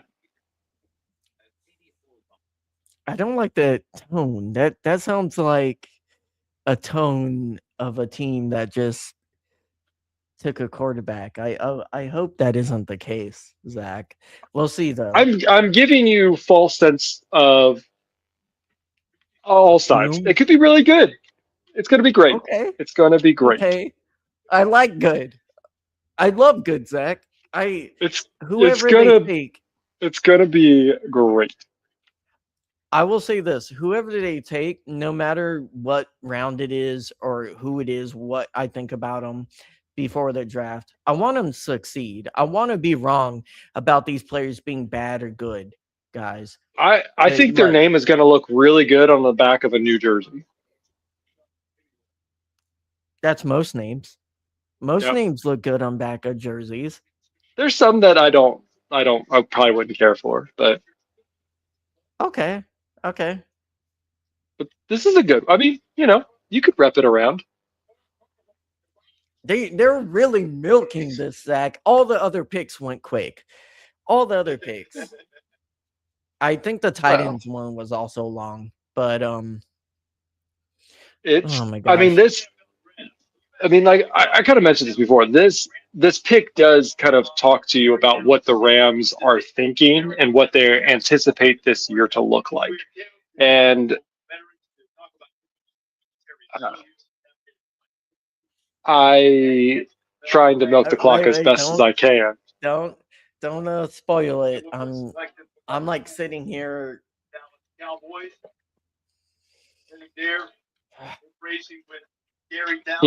Everybody in the Rams universe knows except for Ashton right now. So this is just Apparently, because you guys love to be spoiled on Twitter, and I'm sure Rams Twitter is like yeah. going Well, nuts what the right heck? now. We all know, and yet they can't say it on the TV. Like, come on now, figure this stuff out. I am trying to preserve the authenticity of this. I bet you everybody in Pittsburgh knows who's attending live has their phone out and they know who the Rams picked. I just feel like at that point you got to stay off your phone and enjoy being there and like enjoy hearing the picks naturally. Yeah, but when you're waiting 20 minutes in between picks, what else you got to do? I don't really think there's a whole lot going on except for the giant side the pick is in. Okay, At least they updated the logo. Who did we trade back for? Who did we trade back for? And guys, we'll have plenty of logo and like branding conversation on next pod. Plenty. But they keep on pivoting Ty Simpson. Please stop.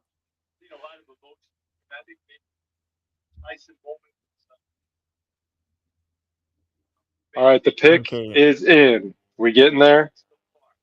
Is this the one that who is doing this pick? I can't remember. Tavon Austin. Oh, that's right. That's what I thought.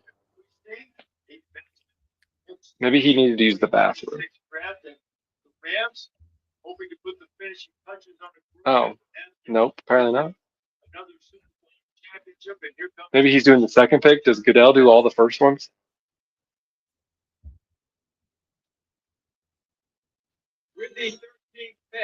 That's their prayer symbol. The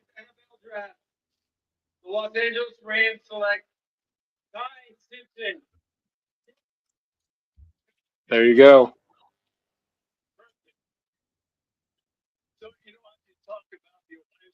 There you go. Alabama quarterback Ty Simpson is the Rams' backup quarterback and potential future starter for the Los Angeles Rams. Ashton, your 10-second reaction, post reaction. I've had time to kind of take it and understand it, but I think that he just disappeared from the feed. In all reality, I think Ty Simpson is a great quarterback, and I think he's someone who can sit behind Stafford. I think Les Need, they have an exit strategy. I believe that they probably have talked to Stafford about an exit strategy, and this seems to make sense if you want to build your future in, you know, only being one of the few good quarterbacks from this draft class. You might want to take it when it comes to you.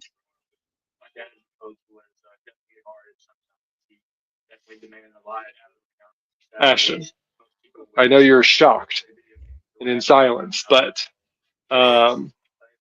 what are your thoughts?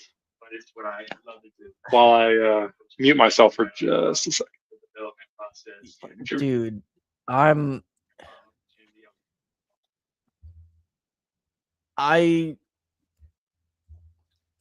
don't think this is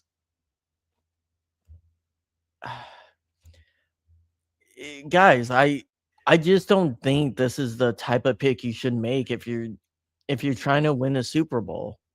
I'm gonna be honest. It is a very luxury pick, and I just don't. I don't like it at all. Given with the people on the board, you could have traded back and gotten at least picks back and still get Ty Simpson. Like the Ravens aren't going to get Ty Simpson. Tampa Bay is not going to get Ty Simpson.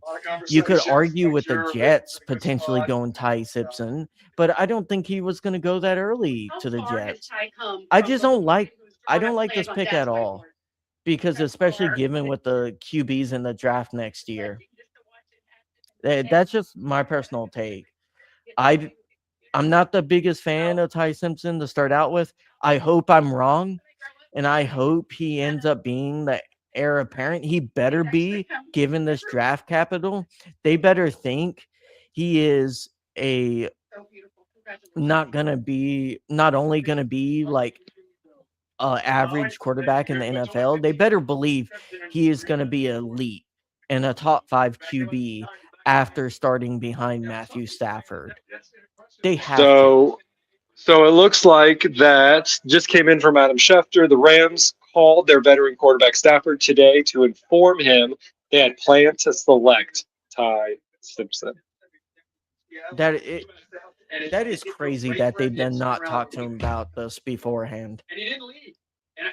Well, again, that doesn't mean anything that they didn't have the conversation ahead of time.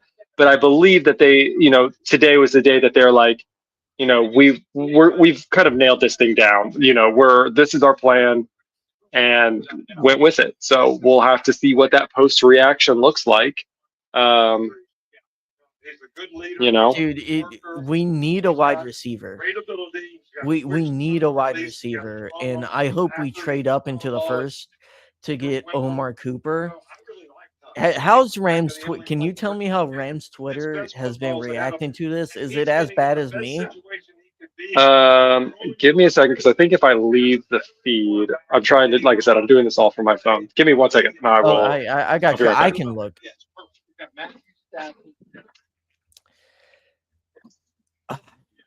Hey, Deuce is already out. Hey, Andy, how are you doing? I don't know if you're still watching. I got some people saying not good. People that was our post when I asked about how we feeling about Ty Simpson. So Rams officially posting. Welcome to the neighborhood, Ty Simpson.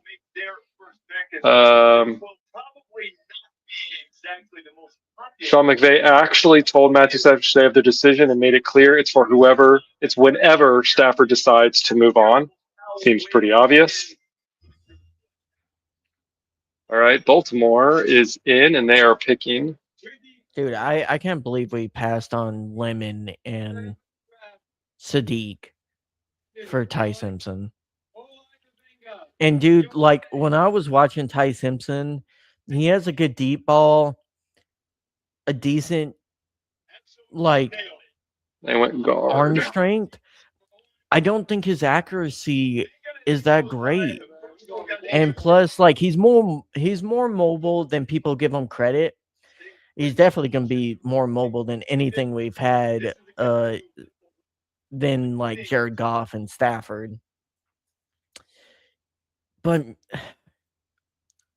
dude, I mean, I here's the don't know, thing: the man. Rams have been the.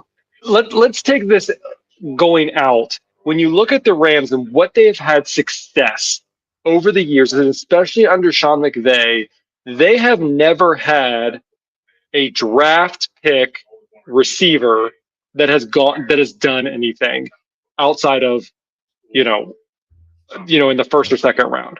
You have people like Cooper Kupp. You have Puka Nakua. We have players that we have drafted later in the rounds that have been more productive than any of the other opportunities that we've had in the past.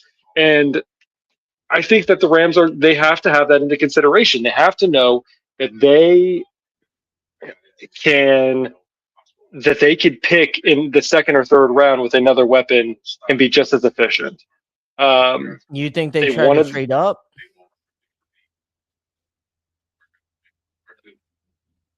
They probably. I mean, I again, everything's on the table. They wanted a quarterback for the future. They have a quarterback for the future, and now they need to trade up and use a. They can now give up their first round pick next year to get back into the mix again, and to get another good player if that's how we want to go. Adam Schefter, the Rams have a Super Bowl aspirations in 2026 with the game set to be played in SoFi Stadium. But there's also an eye on the future, and Ty Simpson is the QB they've identified as the eventual successor to Matthew Stafford.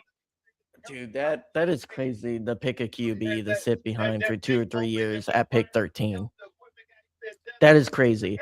It made sense with Love and like Unless the Rams know that they have a shorter window, and maybe he sits behind them for 2 years, or maybe if the Rams are Super Bowl champs this year, Stafford's gone, 100%, and then the Rams are kind of SOL. And so, why wouldn't you have someone who sits behind Matthew Stafford? Dude, it makes sense. I just prefer Drew Aller in the second more than I do. Like I would have been disappointed with going Ty Simpson over Drew Aller in the second. That's how. And like I know Andy my brother-in-law is in the chat and he's right. We could have had Puka, Adams, and Lemon. Could have had that. Could have had Puka, Adams, Sadiq, and Ferguson for this year. I hope I'm wrong, guys. I really hope Simpson comes out after a year and is a top 5 QB in this league, can run McVay's system, and is the guy who comes out.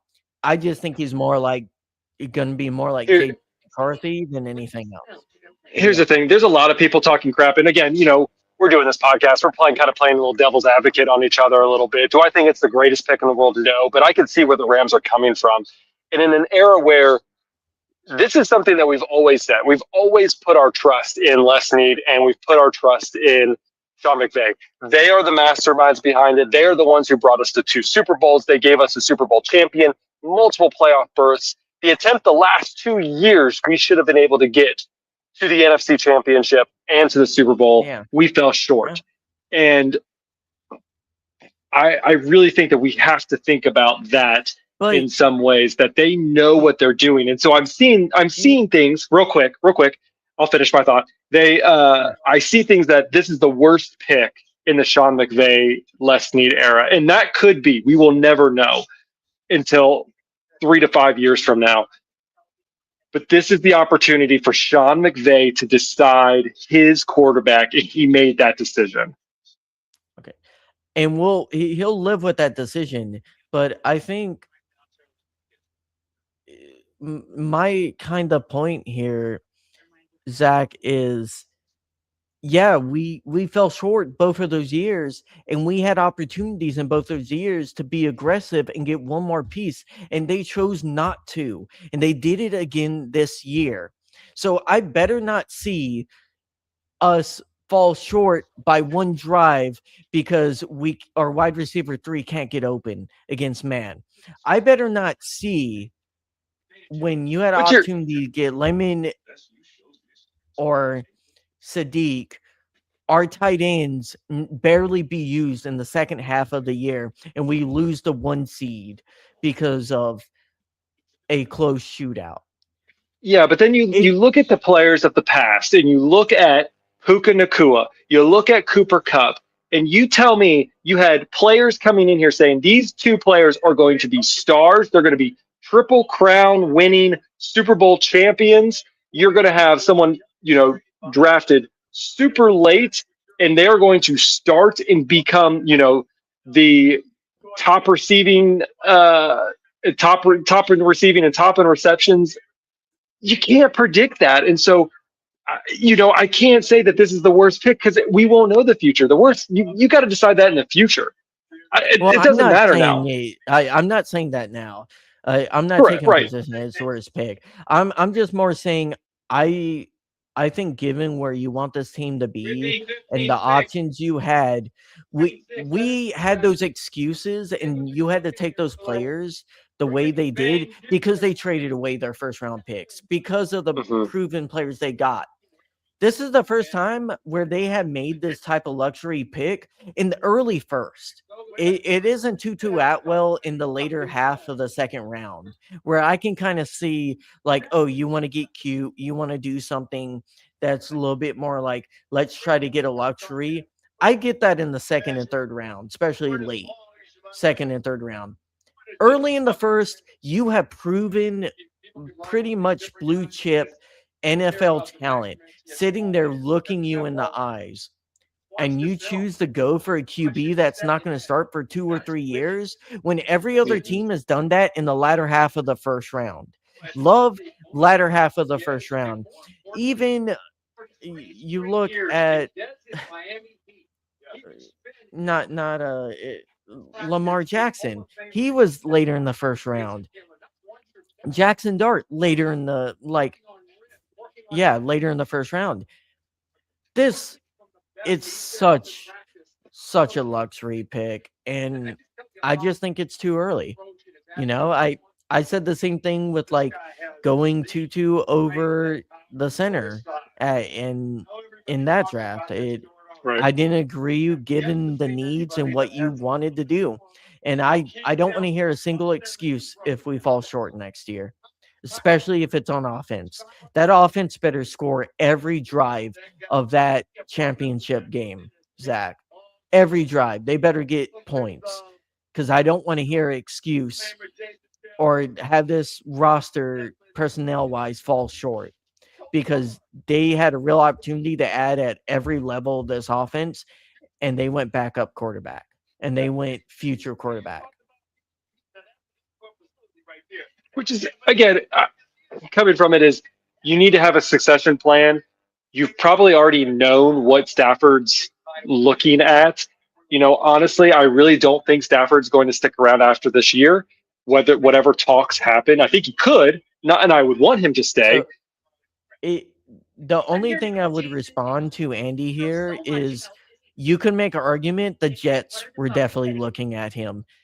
You could make an argument Minnesota could have been like to duel with Murray. If you're not completely 100% with Murray and JJ McCarthy there, like you could kind of make an argument.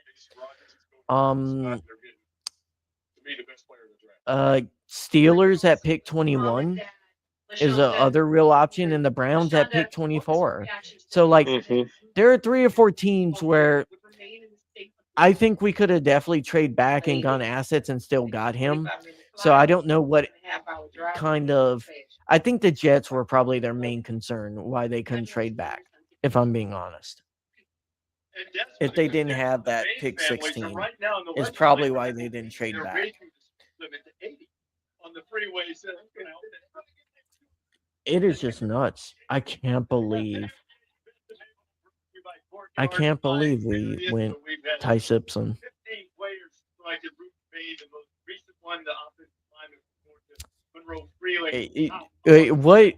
What would you put it, Zach, that they're going to trade up into the first round? I almost feel like it's more likely after that pick.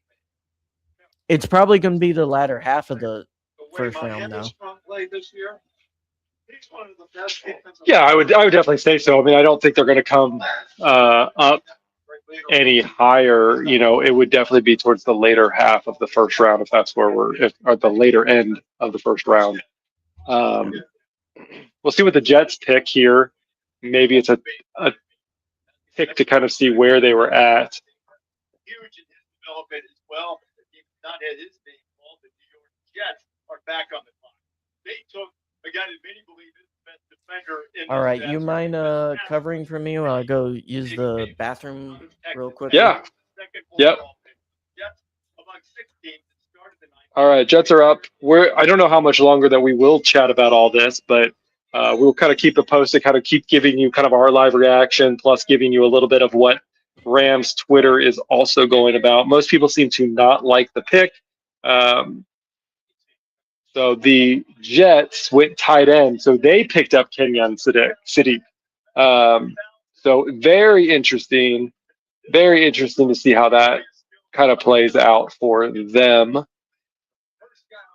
But, you know, someone who the Rams really thought would be someone that they would go for, kind of an all-out weapon, can play the tight end position, can play the wide receiver position, and he has now fallen to the Jets. So congrats to Sadiq on that. We will continue to keep moving. Again, Ty Simpson's going to be it's going to be very polarizing. Obviously, the Rams don't need a quarterback right now. But how many times over the last couple of years have we been anticipating Stafford's departure and planning for his future anyways? So, you know, people wanted Archie Manning and people, you know, there's been X, Y, and Z going on.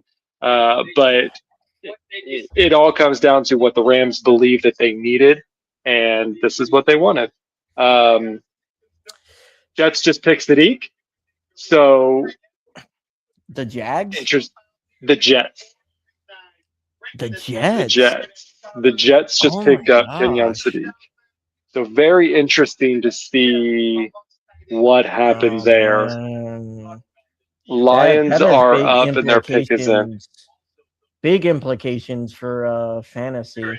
Here's a real quick question for you, Zach, fantasy-wise. Do you think this means like people should move up their fantasy like dynasty boards? Ty Simpson? Do you think that gives him more value? Not necessarily, because again, we don't know what Stafford's. I mean, he could play next year and he could play 2 years from now. You know, I think Stafford's window is tightening very quickly. And again, you know, if the Rams win a Super Bowl, I think that, you know, Stafford leaves, even if they're close. I don't know. I feel like every year we're playing this chicken and egg game of is he staying, is he going? And, you know, last year felt really good that, you know, his family was coming to every single game, whether that was, you know, literally every game outside. I think his kids didn't go to 1, maybe 2 games, but Kelly Stafford was there. They went to London, all these things. And so I really think the Rams are trying to figure out their future, and they don't want to wait next year. You know, if you're pick 32 next year, you're not going to get a quarterback. So I'm gonna just put something out there crazy. Do you think there's a chance they could trade Stafford?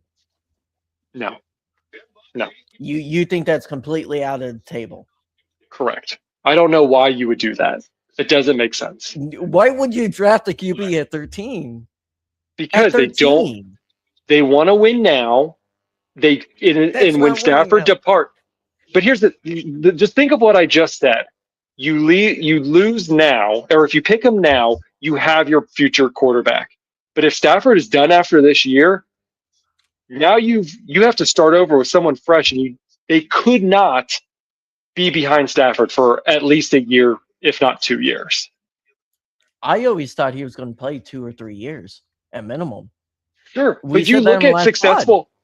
Yeah, but a lot of times, a lot of the successful quarterbacks that have come out have played behind. You look at the Green Bay era when you had Brett Favre, and you go through all of their quarterbacks, and they've sat behind for several years until they were able to take over the reins, and then they would themselves were successful. A lot of times when you put these rookies in, there are exceptions obviously, but when you put rookies in, they tend to flail, and then they're gone after year 2 or 3, and they're either playing a backup position or they've left the NFL entirely because they can't get a job.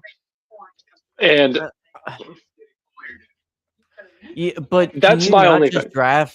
Can you not draft a rookie next year in a QB heavy rich At pick draft 32, even at pick 32, you're gonna have 4 or 5 QBs next year, and one of them But- it's gonna be like the Dart draft almost. You're gonna have someone like Dart fall like that. You draft him and you just sign a other vet if Stafford retires, and you have him sit behind that vet, kind of like Jacoby Brissett.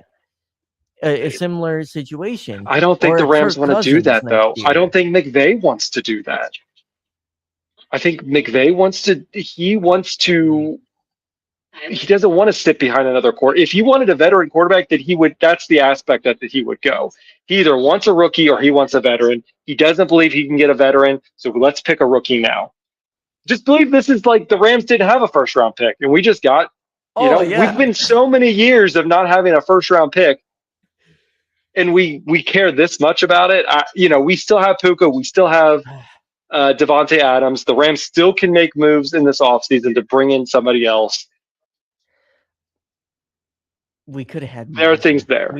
We could have had more. I mean, there is You could have had Lemon. You could have had Sadiq. Sadiq would have been I think even almost the Ty Simpson level of luxury pick, because they already have so many freaking tight ends, and they just spent capital to get Ferguson last year.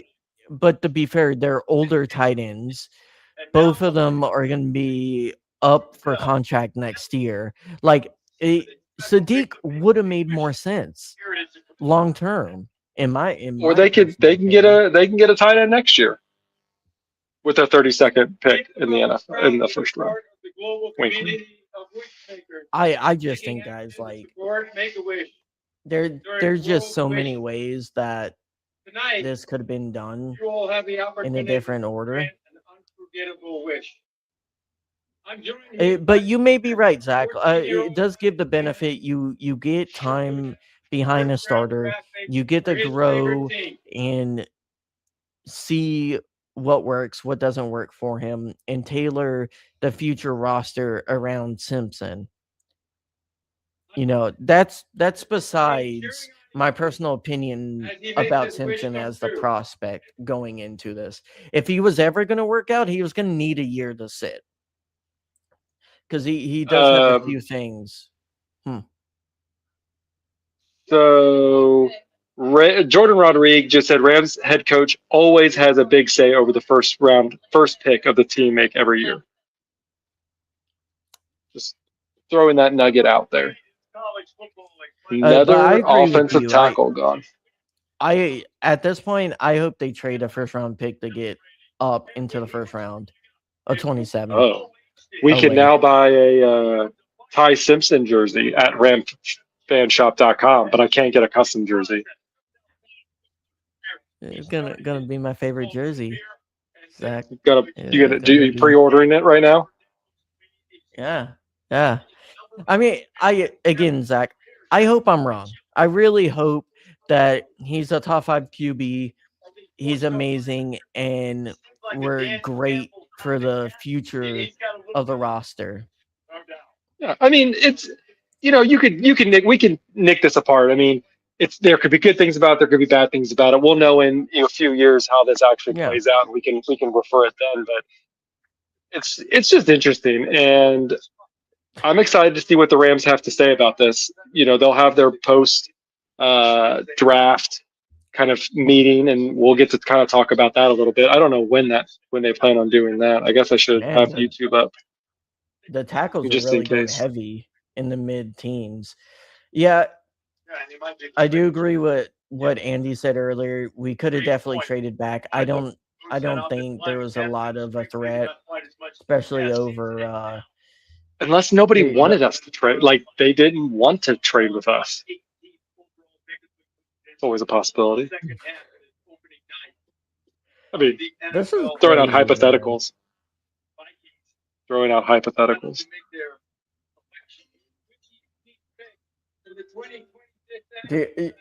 Let me, Zach, who do you think the fan base is going to have bigger crash out over? Ty Simpson or when we did pick um, the Georgia quarterback in the 3rd round? Oh, I don't know. I It's think that was Stetson Bennett. yeah. Do I you don't. think I did this is not going to like be that worse? pick. I think fan base thinks it's worse because it's a first round pick. Well, kind of going what you were saying. It's a first round pick. You're trying to play to win now. You need offensive weapons. You thought you were going to go with a receiver, and you ended up going with a backup quarterback, which is again, I think that there are pros and cons to it. But when you're in the mindset of you want to win now, you need more offensive weapons. But Sean McVay and Les Snead have a plan. I can guarantee you that they came into this knowing they wanted Ty Simpson, and they have a plan with either with what they currently have or with the draft pick, you name it. I mean, you go back and look. Hold on, I want to bring up our friend Blaine had a I post mean, today that I Raymond, want to bring up. l- Green Bay Let's traded look. up from Dallas. Let's look at the Our picks that Eagles the Rams traded up. had in 2021. The Rams draft picks were Tutu Atwell, Ernest Jones, Bobby Brown, Robert Rochelle, Jacob Harris, Ernest Brown the fourth, Jake Funk, remember Jake Funk, Ben Skoranek, and Chris Garrett. That was our 2021 draft class that we so and we went to the Super Bowl and won the Super Bowl. Eh, So the draft class, and his point was the draft class doesn't always mean a lot for the Super Bowl time. Your core players and what you have now, and the people that they brought in with McDuffie and things like that they've made already this season, they're trying to give Stafford as much as possible to win now. I don't think they're coming into this like, you know, we don't want Stafford to win. They want to win now with Stafford, but they also want to keep their future alive with Ty Simpson. So there has been rumors of George Pickens being available after signing his franchise tag, potentially getting traded by the Cowboys. So Mm-hmm. you could be looking at an option, Zach, where they trade for a youngish wide receiver that's on the block using the future first. And Mm-hmm. instead of like if you look at it from a team building perspective, let's say you're assuming you're a late first round pick, right, next year, and you're not going to get a premium quarterback. You get the quarterback you love this draft. You trade your future first for a wide receiver that is young, but you know can play in the NFL, like a George Pickens, a Nico Collins, and you get him and them on a somewhat like reasonable deal, or like a AJ Brown, right? And you add them to this offense. Do you think that would be reasonable? Like, I would say if they do that, I would have a lot better thoughts about this pick. I would Interesting. feel So a lot better. I've kind of been listening. I was listening to a thing by Ian Rappaport, basically saying that Les Need was one of the voices to the Simpson family about him entering the draft this year, saying that he could be a first round pick or first round pick. Yeah. Whether or not he should enter the draft or stay in school, they consulted among other people. Rams GM Les Need. Oh, First rounder. oh, Now, actually, has oh man. I So really hope he wins us 4 or 5 Super Bowls. I really do. I want to look back at this and like laugh at my reaction. I really do. Please don't be JJ McCarthy. Please don't be JJ McCarthy. There was a thought. Dude, I'm I'm not gonna lie. trying to After go this, through. If I don't respond, it's because I'm trying to go through Rams Twitter and kind of get the I got you. reactions from people. Zach, real quickly, retroactively, do you think this confirms that they were going to take Dart last year in the first round if the Giants No, don't trade up for him? You got to Possibly, think about but it. You got to think about it. it's possible. I kind of Thielen again goes going at to 19. our buddy Blaine. He kind of puts out that the Rams don't make this pick if Matthew Stafford isn't okay with it. Do you agree? Disagree? Dude, they were shopping Matthew Stafford like a year ago. I don't necessarily know. I think he was also being courted. I don't think necessarily believe that it was a one-sided rule. Hey, but Lemon is still on the board. We're at almost pick 20, and Lemon is still there. Well, I do feel like that means Omar Cooper is going to be there in the latter half of the first round. I was planning on like getting off the stream after the Rams pick, but I'm going to be honest, Zach, I think they make a other selection in the first round. I would be kind of surprised if they don't trade up. Yeah, I mean that would make the most sense. Again, you're playing to win now, and yes, you're playing to win now, and also planning for your future. You got your quarterback. Now let's trade your first round pick from 2027 and jump up here and get another offensive weapon for Matthew Stafford and for Tyson Simpson, because Tyson Simpson and whoever they get are going to get first reps together for a portion of this offseason before they enter the fold with Stafford. Casey Constantine is also going to be there later with how the board. I'm really surprised how heavy the tackles have been taken this early. If it says anything to you, John Gruden, love Ty Simpson to the Rams. I don't care about John Gruden, to be honest. Does that help you with? No, it doesn't. I don't. Oh my gosh. The last time that the Rams have used a first round pick on an offensive person was Jared Goff. Oh, Lemon's gone. Who would he go to? The Eagles.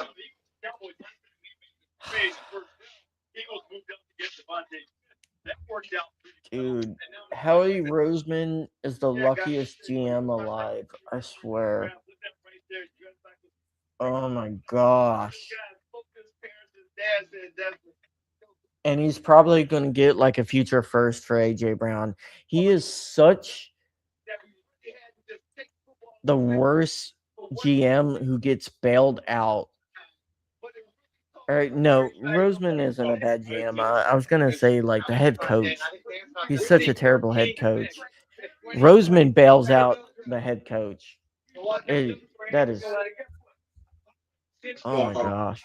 Walking into my phone. Dan Orlovsky really loves the pick. I don't want to hear Dan. I don't want to hear it.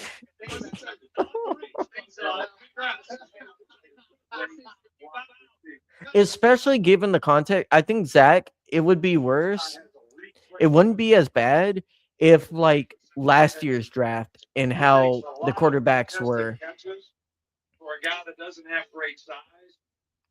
or what was it, 2022, the class where you had what the Steelers take the first quarterback at like 18th overall. If that quarterback class was next year, 2022's, and it was supposed to be Barron, I would get this more, Zach. I really would.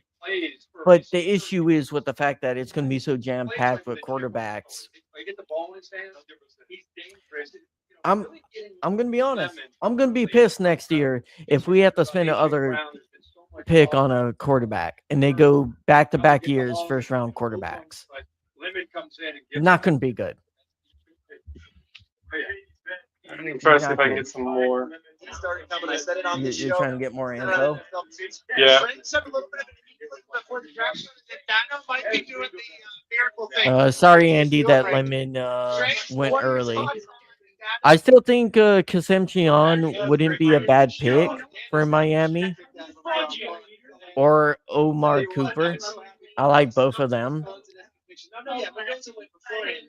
But then it wasn't anybody who had top six going before 25, 26, and then today the Heat started coming. I said it on this show. I said it on NFL Live. It's gonna go far earlier. Man, some of these picks are interesting for fantasy. Really are. Close to the best. Now I've also been Tyson Olave, that probably drops Tyson to wide receiver 3. You imagine Tate going to the tight ends will probably be wide receiver 1, and then Lemon, and then Tate. Sorry. Yeah, it would be Tate, Lemon, then Tyson. Interesting. Be up for grabs. Heritage, 6-time Super Bowl champion this franchise. So many great players have not only come from the Steelers, but from the University of Pittsburgh, from all around the country. Bringing up Dan Orlovsky. Pittsburgh area, Western Pennsylvania. They're in Oh. I mean, I think again, when you look at it and you think of it in the broad scale, it makes sense to bring someone in to sit under Stafford. Yeah. And when you have the opportunity to bring in somebody, he's the second quarterback to go in this draft. And yes, is he someone who could have, you probably could have got, or most people predicted him to go into the second round? Listening to some of the conversations that there was talk that, he could have been bumped into the later part of the first round. But the Rams have always wanted this guy. They kept it close. This is their guy, and they want him to sit under Stafford. So let's talk about our second round pick, or like potential wide receivers that we target in the later half of the first round, or if we want to move up tomorrow night. What archetype do you think they're going to be looking for wide receiver 3 or potentially a future wide receiver 2? Do you think they're going to go more towards someone who can replace Devontae Adams after he retires? Or do you think they go more purely like role player, gadget, similar to Tutu, in the sense of someone who can fill in a different element of the scheme? Do you think the Rams target like Omar, Casey Concepcion, a Branch? Like Branch and Concepcion would be very similar to like speedy archetypes. I think Branch is more physical than he's given credit for it. I really like Branch. I'm super high on him compared to other people. You have the physical freaks in like Chris Brazel and like Boston, the big guys who can kind of box you out, aggressive with the catch. You have, I would say, the overall like vanilla ice cream going to be a solid wide receiver in Jeremy Bernard. The question is, can he grow in his route running, and can he grow in his deep game? Antonio Williams is a really, really underrated route runner. He is really good. and then like Ted Hurst is a other like physical freak, but a little bit raw. Didn't play a lot of high end competition.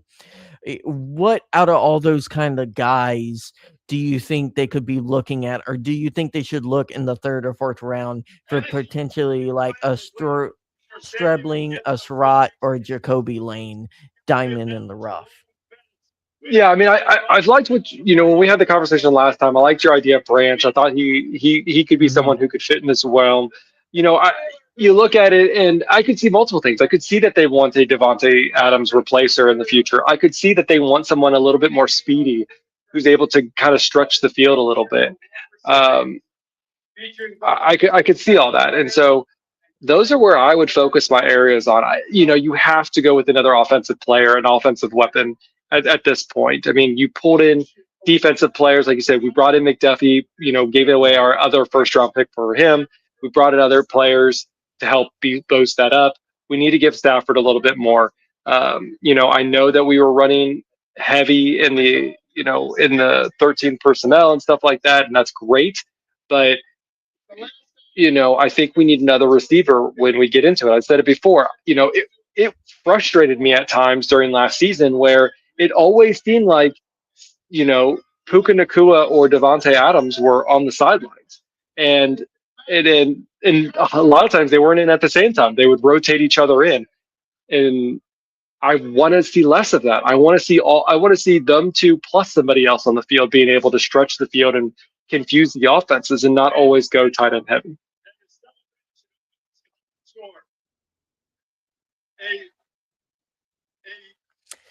Another offensive Yeah, tackle. How many offensive tackles have gone a out lot. this? Jeez I Louise. Well, but a lot of them are going to play guard too. So like people have to keep that in mind. So some of Yeah, them are going to transition to guard. Um, yeah, and let me kind of defend, or because I know there are a lot of people who are like Tutu Atwell 2.0 when I bring up Branch, and it kind of drives me nuts because he's bigger, he has more body mass, he has a lot more pounds. Not to mention, Tutu wasn't a terrible player. I just think Branch coming out is more refined in his route running. He is stronger. He's a better blocker. I know Andy kind of brought up his off the field issues. I mean, we'll see. I do think if the Rams think he's a bad personality and he can't fit in the culture, they're not going to take him. But they have interviewed with him. I think he's a great underrated wide receiver coming out. And I think he has all the elements of being a really good wide receiver too. And he's a really elite returner. Like you get all the uses where he can be really good wide receiver 3 this year. And in the future, he can develop into a great wide receiver too. You get yeah, everything you want in a special teams asset. That's my defense of Zachariah Branch and why I think he would be a good fit. I would prefer Cooper over Branch right now. right. I I wasn't as high on Casey Concepcion, but in recent weeks, I've kind of turned around. I do like Concepcion. At first, I didn't fall in love with him, but the arguments I've seen from other people have kind of turned me around on him, and I would be open to him too. Well, I might have to jump ship unless the Rams decide they want to pull something off here in the next 10 moves, which they certainly can, and you anticipate they will. Um, I think I'm going to jump off. Are you going to stick around? Yeah, I'll probably stick around for like 10, 15 minutes. Okay. Well, But if the Rams do something, I will try to jump back jump on. back on. Jump back on it. Yeah, Well, thank you for coming in with your awesome spot analysis from our field reporter down at Indiana, Zach. that's right. Yeah, I met Mendoza. Yes. No, I didn't. I'm just kidding. Oh, hey, hold on. Hold your horses. Hold your horses. I'm not jumping off just yet because I believe that the Rams are about to do their press release. right now, so we can get Okay. instant reaction. I'm gonna take my headphones I out so I can hear it or hear one side. okay. I thought you were saying they were trading up. I was getting excited. No, I think that means they're done. Since they're having Yes, that their probably does recap of mean day yes. one. So we'll recap what they say. So give me just a second to hear this. Alrighty. Oh, Los Angeles Chargers select Akeem Matador. You know what they? I think right now he's still becoming, but I would say the journey that he's had. Les Need's kind of talking right now. It kind of just same feeling that he's not replacing Stafford, that he still has time to learn and invest in, but saying how tough he is and The sky was falling in the state of Alabama, but to see probably that from that point forward, how they progressed as a team, quarterback,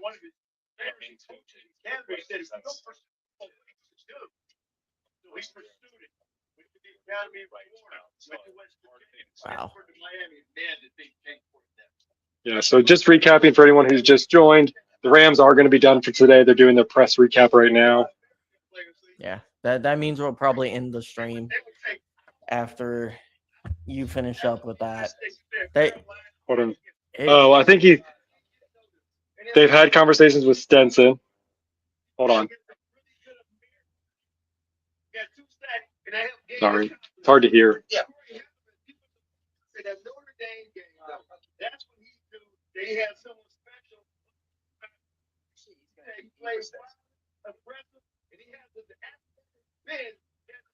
So he's going to compete with Stenson.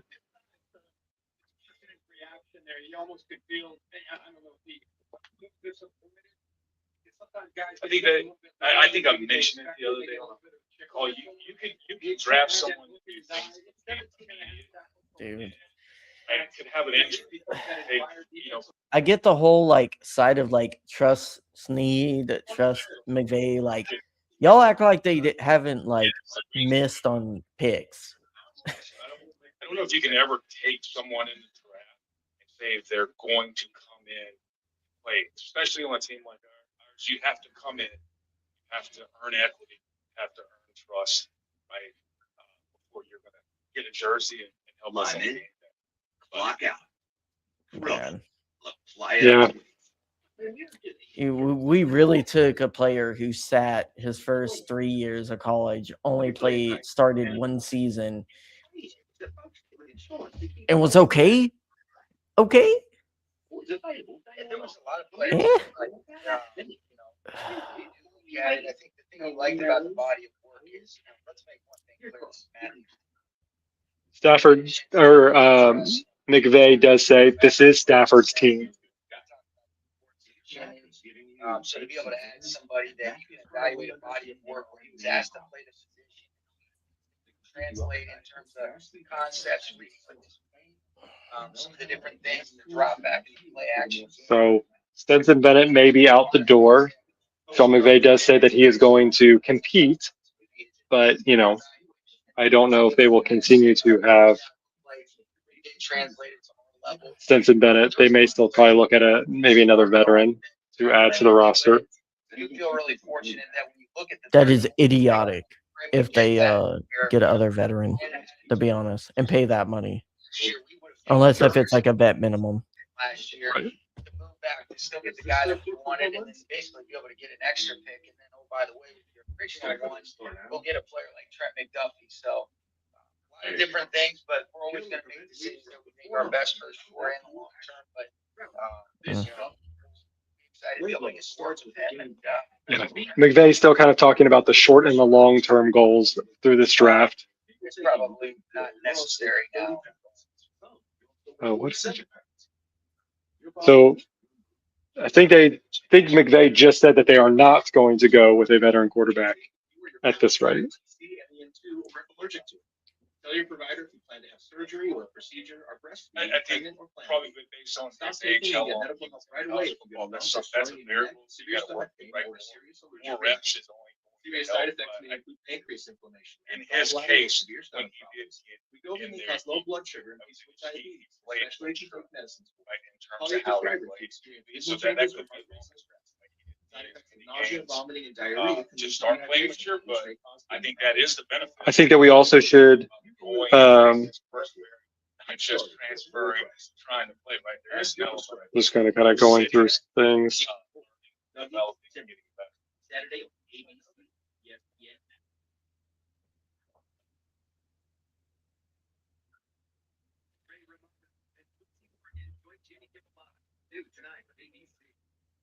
Mm.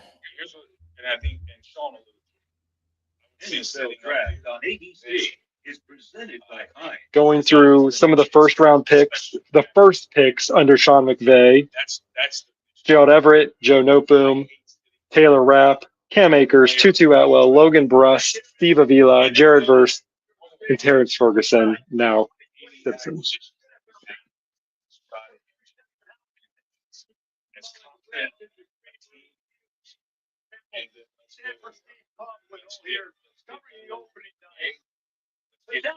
Let's come back in August. Let's then go to Australia and play game one. And try to be the best team. And try to evolve and be playing our best football. I feel like this conference is going opposite of years past conferences, that they're seeing the hate. I don't know what you're showing me, but they're seeing the hate. It is Stafford looking up to the heavens with other QBs retired in Harambe. Nice. And the caption is come join us, Matthew Stafford. So watching this press conference, it really feels like someone died in the room. I feel like they're seeing a lot of hate coming from maybe the fan base or from outside sources or whatever. And this doesn't feel like a celebratory moment for them. It feels kind of like they're just doing this out of obligation. They're not excited. I don't know if I see. You are probably the closest team to being completely Super Bowl ready. You probably should have won it last year, and you didn't make aggressive moves. You come a few plays short 2 years in a row of arguably should have having won a Super Bowl. And then the draft after those 2 years, when you have the highest pick you've ever had since picking Jared Goff, you go backup quarterback. And you're wondering why the fan base is like, what the hell are you doing? This isn't like we're the Packers where we're losing in the wild card and you're drafting a QB after you're seeing some decline from Aaron Rodgers. This isn't like the Ravens struggling to make the playoffs, getting a future QB and potentially starting him in a year or two while your starter is struggling and a veteran. We are in a window to win now, and you choose with the highest pick to go complete luxury. Not even like tackle would have been better in this situation. I see more of an argument to go tackle than QB. And especially QB that doesn't have a starting resume. He has 1 year of starting 15 games, and he wasn't even that elite in college the 1 year he started. It doesn't make sense, and no wonder the fan base is freaking out over it. You better love this guy to the point where you think he's the next Mahomes. Yeah. I hope I'm wrong. I completely hope they nailed the pick. I really do. I always say this every year. Like or hate a pick, I want to be wrong. I want to be wrong, Zach. I do. This is weird. Like, I'm watching this and I'm just like, I mean, there's no excitement to this press conference. There's words that are like, we're excited for him to come in here. Parent, Zach, I'm watching it too. This looks like Ty Simpson's parents are holding a gun up to their heads. Like behind the camera, they're holding guns to the GM. and the head coach. Like, I just remember last year, like, there's meme moments in here where they're doing something funny or acting like, there's just no excitement. There's no joy. Way more than one play. I do. I think that there's a huge reaction, and somebody has told them, like, What do I they don't think would happen? think that they There's get psyched no upon themselves. dude. Sean McVay, I don't really think cares much what other people think, I but I feel like he yeah, and didn't. I that's don't think he fine. think that there was going to be this much negativity towards this. Hey, I always say if they like a player and it's their guy, you go and get him. If they really love him, get him. Like I'm happy they got the guy they love. I think it's insane they love him. Hopefully I'm wrong. It's gonna be wild to see. I'm just gonna say, Zach, he better be the best preseason player of human history. These better be the most entertaining preseason games because I'm not gonna get to watch Lemon. I'm not gonna get to watch Sadiq. I better have the most entertaining preseason games I've ever seen in my life. Mm-hmm. Wow. Okay. Did, Well, did the they press say conference is anything else over. on that? No, that was basically it. We'll have to go back through the tape and reevaluate it. Like a content player in the 2024 season. Fortunately, still waiting to hear his name called. Beyond that, Oh, you're man. seeing several players that are still here in the green room with me. Like, Yeah, very interesting. Closing, I guess closing thoughts on your end, and I'll have closing thoughts, and we'll end the stream here at pick 24. Only 8 I mean, picks left. here's a good point. So I'm gonna. This is from JB Long. He posted this on Twitter. He says, "Who's got now the Rams have the picks to find their next QB receipts from last night or from the first night last year after the trade of the first round." There was lots of people thinking that they would use this as a Stafford replacement pick for one of these two. I That's mean, when obviously we we all didn't. thought he was going to retire after last year. Yeah, but we don't know how much longer he has, and I think at this point, I think he was going to come back probably for one more year. So I don't know. It's there goes KC Crazy, Concepcion. So he is out, and he is now with the Browns. So you know what? All right, well, it's gonna be crazy, Zach, if we get Branch and he's gonna be one of my guys, but this is gonna be one of the weirdest drafts if they get one of my guys, but also take such a crazy pick. Yeah. We'll see. Okay. Well, so I guess we're gonna wrap this up. Do you want me to wrap this up for both of us? You can wrap it up and then I'll close it. Okay. Well, thanks everybody for joining us on this live stream of the first night of the draft. We hope you guys are excited. There's mixed feelings, obviously, with Ty Simpson, and we get that, but we appreciate everyone who jumped on and interacted us within the chat. Really appreciate you guys. If you guys want to continue to follow us on X at East Coast Rams. You can follow Ashton at RamFanAshton1, and you can follow me at Zach Mayer. All of our stuff are found there. Please subscribe to our YouTube channel, youtube.com/at East Coast Rams. Ashton, are you doing this again tomorrow night? Yeah, I think I will end up barring something happening at work and stuff. I switch jobs or offices, so like I'm in a weird place at work, but I'll try to make it work out, and hopefully the Rams don't draft the other QB.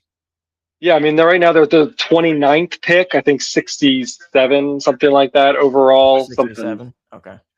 So they're going to be higher up in that unless they decide they're going to trade down a little bit. So we'll see. I hopefully be able to join on towards the later half of the night if we do decide to do one. So yeah, make sure you subscribe, youtube.com/at East Coast Rams. That's where you can get notified. Hit that bell so you know exactly when we go live. We would appreciate it.